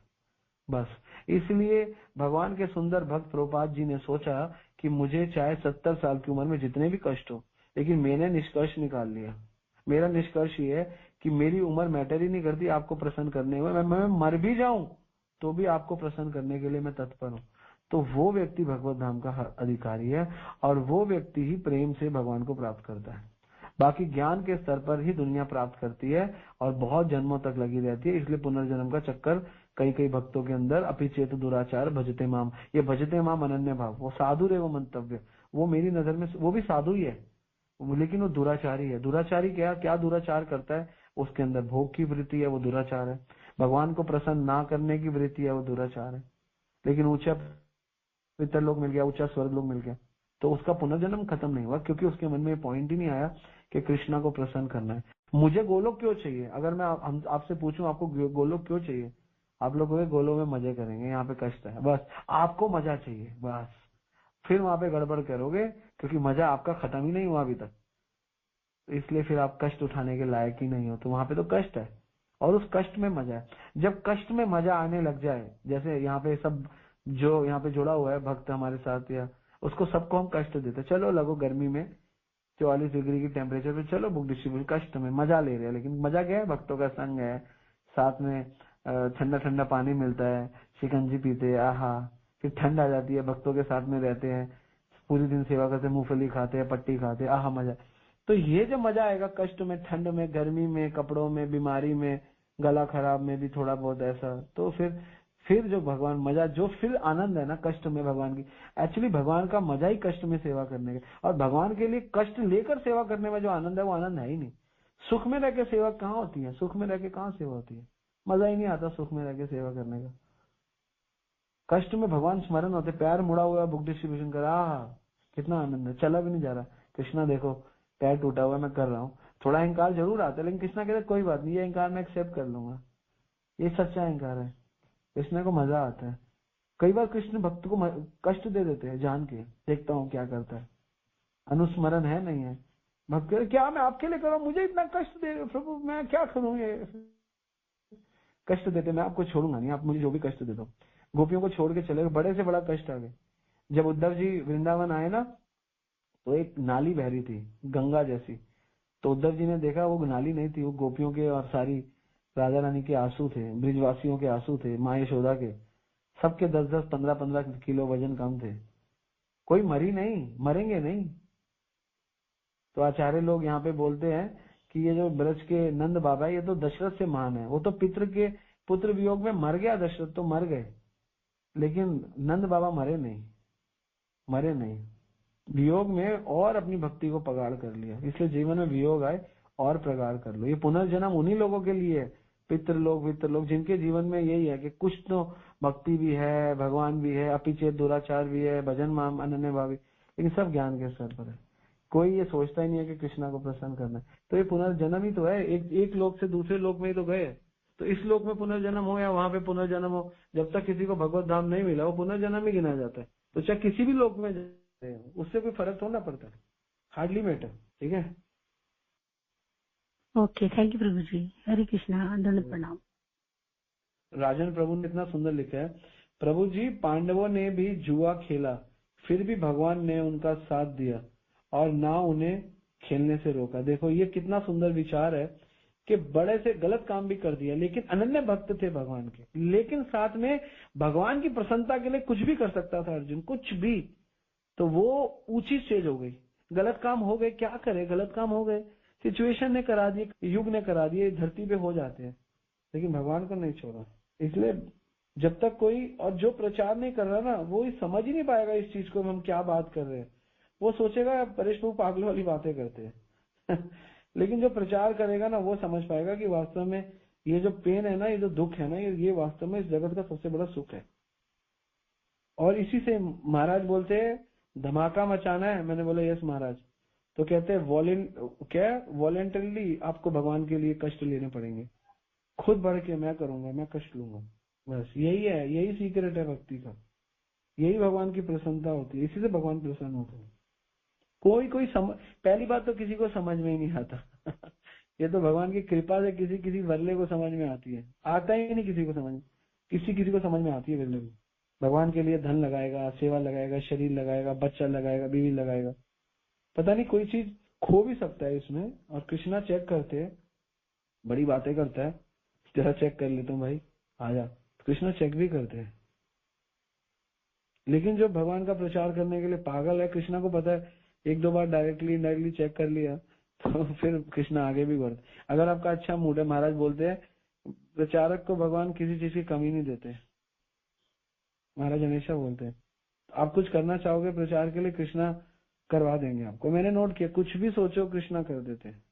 हमारी सोच ही नहीं बढ़ती, हमारी सोच ही लिमिटेड है, सोच बढ़ानी चाहिए। क्योंकि सोचने से पहले हम ये सोच लेते हैं कैसे होगा, इसलिए हमारी सोच कृष्णा बढ़ाते नहीं है। तो वो भी दिन आएगा, अभी है ऐसी सोच कि ये भी मेरा, वो भी मैं सब कर लूंगा, लेकिन अभी आती है सोच। तो ये शुद्ध भक्ति से, और इसको एक्टिंग में मत करो, नहीं बड़ी सोच बना दूंगा, बनेगी नहीं। बड़ी सोच अपने आप ही आएगी किसी दिन, ये बड़ा होगा, बड़ा करेंगे। और स्वाभाविक रूप से कृष्णा थोड़ा ही बढ़ना चाहिए शने शने पदे पदे। तो बड़ी सोच हो और बड़े भगवान के लिए हो तो बड़ा काम हो जाता है, इसमें कोई डाउट नहीं। ऐसी सोच अगर शुरू में डाल दी जाए बच्चों के दिमाग में सब कुछ हो सकता है। इस जगत का कोई ऐसा कार्य नहीं है जो इम्पॉसिबल है, हर कुछ हो सकता है। आप सोचो, सिर्फ आप सोच सकते हो, सोचो। और थोड़ा सा सोचने के बाद थोड़ा शुद्धिकरण भी लाओ, सिर्फ बातों बातों में दम नहीं होना चाहिए। अभी आपका भोगों में मन है, आप स्त्रियों में आकर्षित हो, आप संसार की वस्तुओं में आकर्षित हो, और ये ज्ञान ले लिया और आकर्षण को काटने का कोशिश किया तो कटेगा नहीं। तो अंदर पहले काम करो, अपने ऊपर, अपनी पर्सनैलिटी, अपनी चरित्र पे काम करो, फिर ये चीजें असर भी करेंगी और फिर इन चीजों का कुछ इम्पैक्ट भी आएगा। सिर्फ सुन के अपनी लाइफ में ले आया, नहीं प्रभु जी ने बोल दिया मैं ऐसे हो जाएंगे, हो जाओ, होना चाहिए। और मैं खुद होना चाहता हूँ क्योंकि ऐसा मुझे लगता है होना चाहिए, लेकिन उसके पहले अपने पे काम करना चाहिए। ठीक है ना। चैतन्य चरितामृत में सिर्फ ट्रांसलेशन पढ़ सकते हैं, कैसे पढ़े? I am reading book CC. तो सीसी में आप पढ़ सकते हो, सीसी पढ़ना मुश्किल नहीं है, सीसी बहुत इजी है, बड़ा सिंपल लिखा हुआ है। जैसे कोई एक श्लोक ले लेते हैं सीसी का, जैसे सीसी का श्लोक है कि राधा कृष्ण एक आत्मा दुय दे धरी, अन्य अन्य विलास रस आस्वादन करी। तो सिंपल है। और एक ये भी ले सकते हैं कि राधा पूर्ण शक्ति, कृष्ण पूर्ण शक्तिमान, दोयो वस्तु भेद नहीं शास्त्र प्रमाण। तो ऐसे करके लिख सकते हैं। ठीक है। दीप्ति, हरे कृष्णा, सुना है कि पेट्स नहीं रखने चाहिए, ऐसा क्यों? और जिसने रखा हुआ है प्रभु, अवेयरनेस बाद में आई कि नहीं रखना चाहिए, उनको क्या करना चाहिए? उसको दे दो किसी को, क्योंकि कुत्ता पालना कोई कुत्ते की सेवा कोई अच्छी सेवा थोड़ा है। कुत्ता अपने आप में निष्कृष्ट योनि है। निष्कृष्ट योनि के निष्कृष्ट प्राणी की सेवा नहीं करनी चाहिए, क्योंकि उसकी सेवा के लिए उसके माता पिता भी नहीं कर रहे। अब कुत्ते की सेवा सिर्फ माँ तब तक करती है जब तक कुत्ता छोटा होता है, उसके बाद वो माँ सेवा नहीं करती। आप जरा सोचो, जिसकी माँ उसकी सेवा नहीं कर रही, आप क्यों उसकी सेवा करोगे? वो अपने आप को मैनेज कर लेंगे, डोंट वरी। श्रेया सिरोही, हरे कृष्णा, धन्यवाद प्रणाम प्रभु जी। Is it like that if someone is chanting Hare Krishna Mahamantra but doesn't have full faith in the power of Hari Naam, so Mahamantra काम तो करेगा, आप बहुत अपनी full potency तक नहीं करेंगे। एंड महामंत्रा में फुल फेथ रखना भी क्या सिग्निफिकेंस है? हाँ बिल्कुल है, क्योंकि आप अगर मान के चलो, मैं आपसे एक प्रश्न पूछता हूँ, अगर अग्नि है, अग्नि जलाती है, लेकिन अग्नि के आसपास जाओगे तब भी अग्नि अपनी हीट तो देती है, ठीक है ना? ठीक है, पूर्ण रूप से तो अग्नि जलाएगी जब अंदर भस्म हो जाओगे, लेकिन अग्नि के थोड़ा भी क्लोज रहोगे तो आपको गर्मी फील होगी। जैसे जब कोई ठंड आती है, नॉर्थ इंडिया में लोग अग्नि लक्कड़ जला के अग्नि की भाप वो लेते हैं, थाप लेते हैं। तो वैसे ही हरे कृष्णा महामंत्र कार्य करता है, ठीक है। We got bored after listening the katha again and again. If you get bored, then chant properly, then obviously one day will come, then you will develop your interest in chanting, in katha.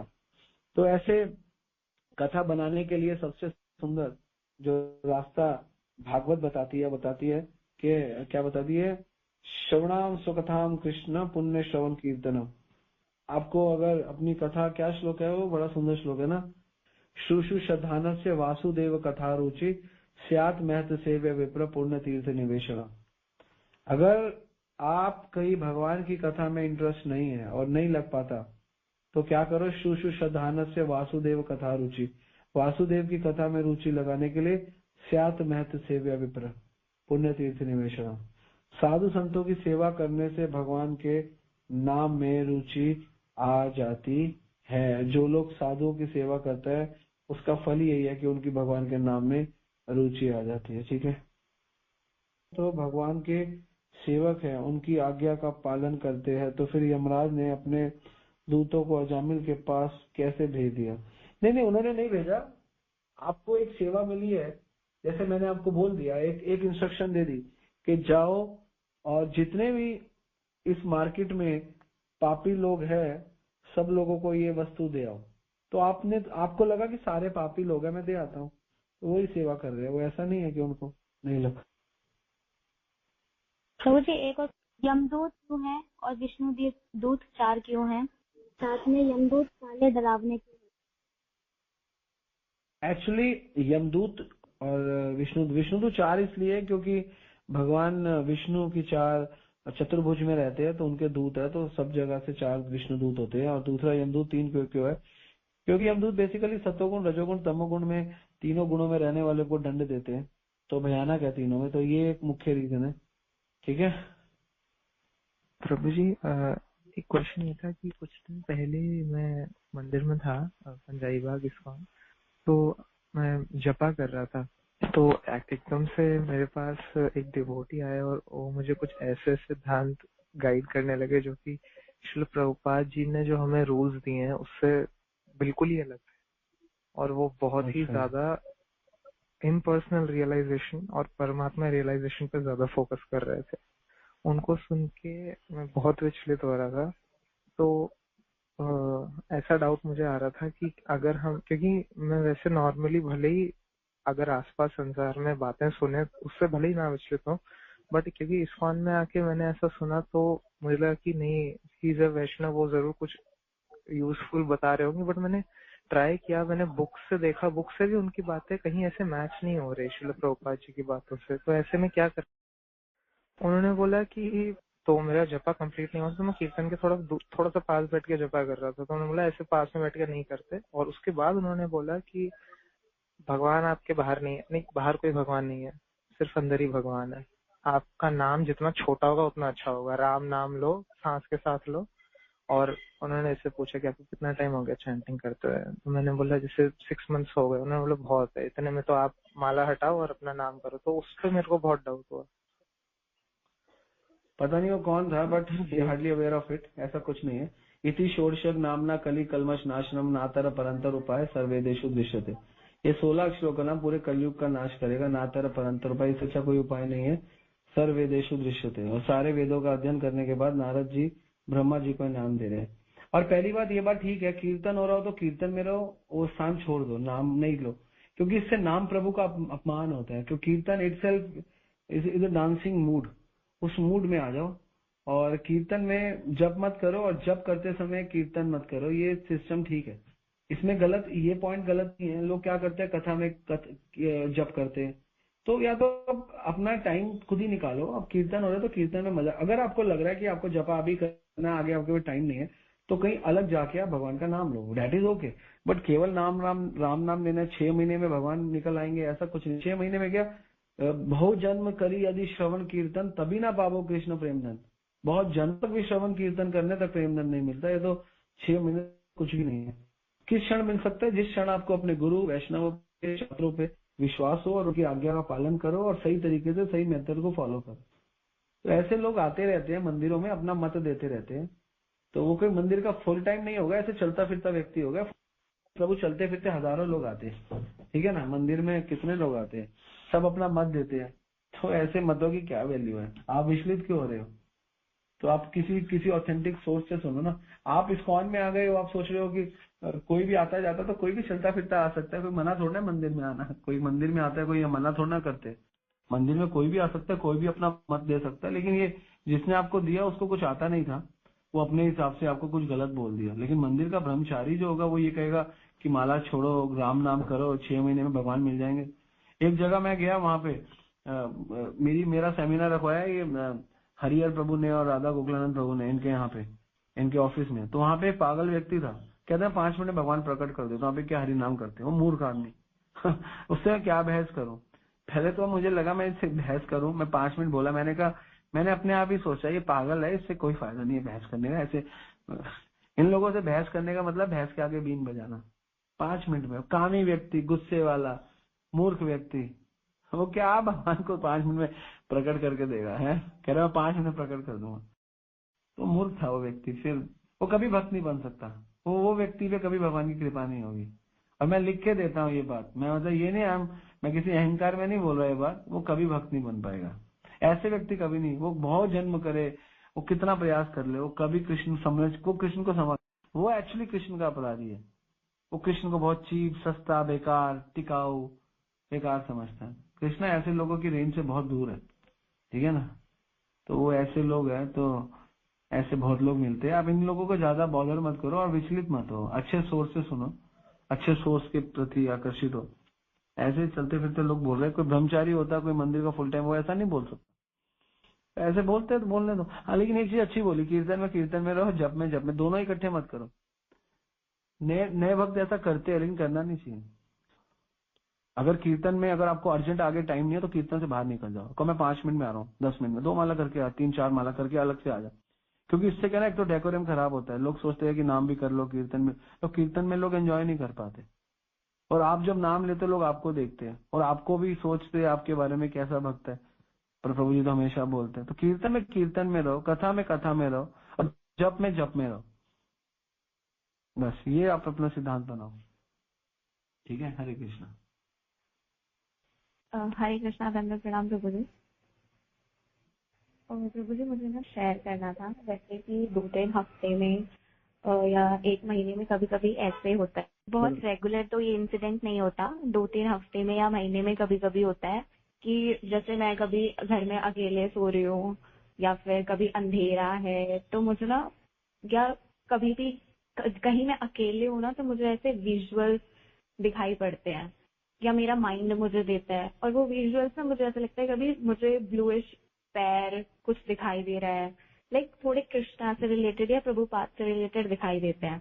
लेकिन मुझे ना उस time पे बहुत डर लगता है और मेरी ना हार्ट रेट बहुत ज्यादा बढ़ जाती है, तो मैं बहुत तुरंत चैंटिंग शुरू करती हूँ और फिर चैंटिंग के 10-15 मिनट बाद नॉर्मल हो जाता है।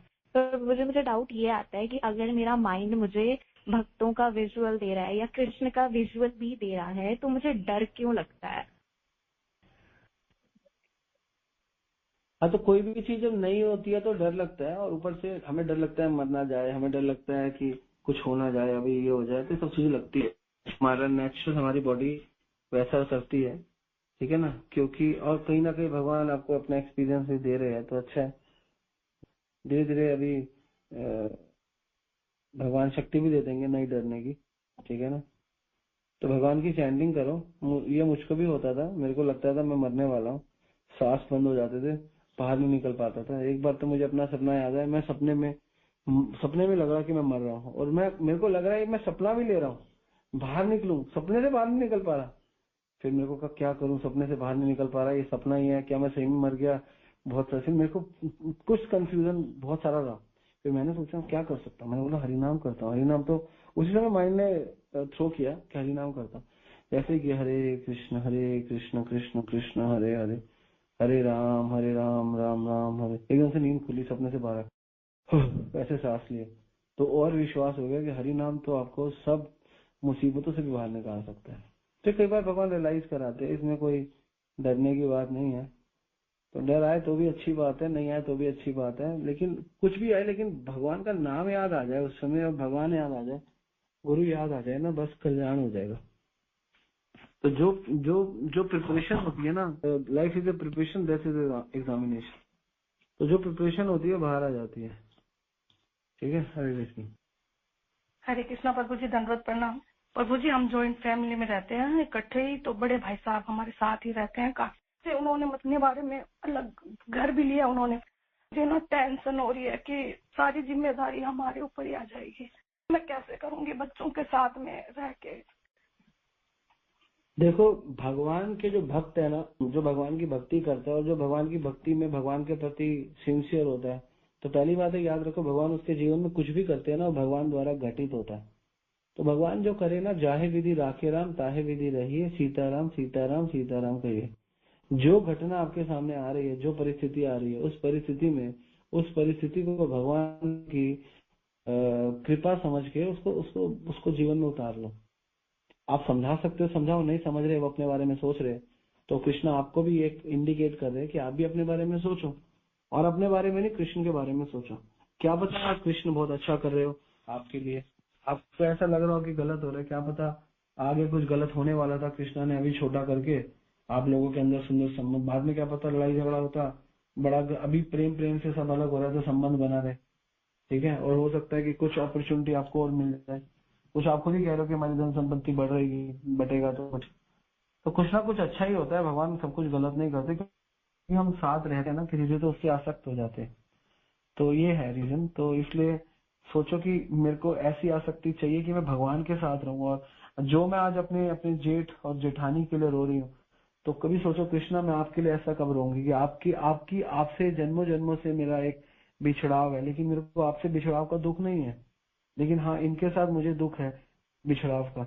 तो इसको भी एक भगवान की अपनी हर घटना को भगवान की योजना में शामिल करता है भक्त।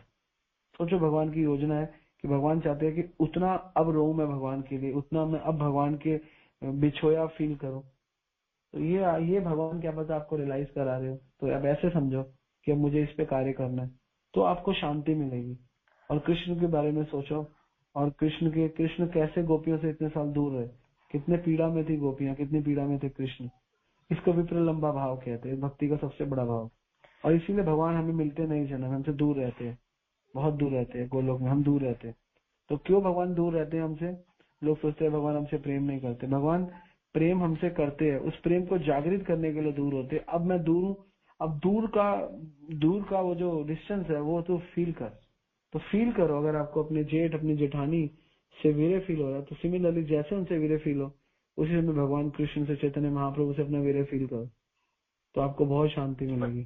कलयुग में आप जैसे रोने वाले लोग कम ही है, क्योंकि लोग तो खुद ही चाहते हैं कि हम अलग हो जाए। आप तो अलग हो रहे हो और रो रहे हो, तो ये तो अच्छा साइन है, मुझे तो अच्छा लगा। लेकिन तो आप भक्तों का संग करो, अगर वो टूट भी गए तो क्या है, वो छूट भी गई तो क्या है, अपने आसपास भक्तों को ढूंढो, भक्त है तो भक्तों के संग में रहो, उन भक्तों के साथ और भक्तों और प्रचार करो, और फैमिली बढ़ाओ। एक फैमिली कम हो गई तो उसकी पूर्ति के लिए 5 लोगों को और प्रचार करो, 5 नए भक्त और बनाओ, ठीक है। आपके विचार बहुत अच्छे हैं और आपका मन बहुत शुद्ध है। ये तो इससे जाहिर होता है, क्योंकि आप रो रहे हो अपने जेठ के लिए, और जेठानी कौन रोता है आज के टाइम में। तो अच्छे विचार है, अच्छे संस्कार है, अच्छे विचार है। बस यहाँ पे और अच्छे तरीके से कृष्णा को बिठा लो तो सोच बहुत सुंदर है। ठीक है, ऐसे विचार सबके होने चाहिए। मैं आपको एक भागवत से कथा सुनाता हूँ, भागवत के महात्म्य में आती है, तो आपकी कथा उस कथा से मिलती है। तो दो भाई होते हैं, भागवत, ये बहुत सुंदर भागवत का महात्म्य है। तो द्वापर का जब अंत हो रहा होता है, दो भाई परीक्षित महाराज के पास आते हैं। उस समय परीक्षित महाराज राजा होते हैं। तो दोनों भाई लड़ रहे होते हैं। क्या लड़ते हुए आते हैं, कहते हैं देखो हमारे पिता ने हमको बहुत बड़ी धरती दी, हमारे पिता ने जब हमको धरती दी तो धरती का बंटवारा कर दिया, और हुआ क्या, जिस धरती पे मैं कृषि करता था वो धरती मेरे भाई को दे दी, और जिस धरती पे मेरा भाई कृषि करता था वो धरती मुझे दे दी। अब हुआ क्या, अब मेरे पिताजी के बिल्कुल अभी जा ही रहे थे तो हमने खुदाई करी, एक सोने का बहुत बड़ा सोने का जेवरों का एक डिब्बा निकला। तो वो मेरी धरती में निकला जिसपे मैं कृषि करता था। तो लेकिन मैं जिस पे कृषि करता था वो तो पिता ने उसको दे दी। तो मैं कहता हूँ ये तू रख, मेरे को नहीं रखना। और वो कहता है क्योंकि आप कृषि करते थे, आपने मेहनत की है, आपकी वजह से निकली है, तो मैं कैसे रख सकता हूँ। तो दोनों भाई लड़ रहे हैं कि ये सोना जो कि खरबों रुपए का तू रख, वो कहता नहीं तू रख। दोनों लड़ते हैं। तो फिर कुछ समय बीत जाता है, कलयुग का प्रवेश हो जाता है, परीक्षित महाराज का अंत समय आता है। और उसके बाद परीक्षित महाराज के पुत्र, क्या नाम था उनका, दिग्विजय, क्या नाम है, आई फॉरगेट द नेम, वो राजा होते हैं। तो वही भाई दोनों दोबारा आते हैं 5 साल बाद, 2 साल बाद, लड़ते हुए कि मेरी धरती पे निकला है तो मैं कहता हूँ मुझे चाहिए, वो कहता है नहीं, ना मेरे की थी तो मुझे चाहिए। तो उसमें भागवतम में बताते हैं कि ये कलयुग जो है ना, ये कलयुग अपने आप में ऐसा है कि जो दो भाई पहले द्वापर में थे और अभी कलयुग की शुरुआत ही हुई थी, 5 साल ही हुए थे, पहले वो एक दूसरे को दे रहे थे ये खजाना तू रख, और कलयुग के आते ही उनके वृत्ति बदल गई कि वो चाहते हैं कि वो खजाना मैं रखूंगा। तो ये आपका मुझे ऐसे लग रहा है, तो आप कलयुग में भी ये चाह रहे हो कि वो साथ में रहे। तो ये विचार वही है कि आप भगवान से जुड़े हो। और ज्यादातर लोगों का ये विचार नहीं होता, कहते तू खाली कर, तू निकल जा, ये मुझे चाहिए, तो आप नहीं भेजना चाह रहे, तो ये अच्छा है। तभी अभी कलयुग आपके ऊपर सिर पे चढ़ा नहीं है, क्योंकि आपके सिर पे कृष्णा डांस कर रहे हैं, तो इसलिए आप बचे हुए हो। ठीक है, तो आप इसको धन्यवाद करो भगवान का कि भगवान आप हमारे सिर पर चढ़े रहो। ऐसे शुद्ध विचार, भक्ति में शुद्ध विचार आना ही सबसे शुद्ध है। जनरली लोगों के मन में विचार नहीं आते। हम तो ज्यादातर जो केस सॉल्व करते हैं, जो मेरे पास केस आते हैं, तो ज्यादातर लोग ये कहते हैं हमें अलग होना है, हमें ये बनती नहीं है, वो बिगड़ती है। तो अच्छा है, आप पे तो भगवान की असीम कृपा है, तो ऐसे ही विचारों में अपना पूरा जीवन जियो। मैं तो ये प्रार्थना करता हूँ भगवान से। ठीक है, हरे कृष्णा। ओके, कोई प्रश्न नहीं है तो वाइंड अप करते हैं। ठीक है, हरे कृष्णा।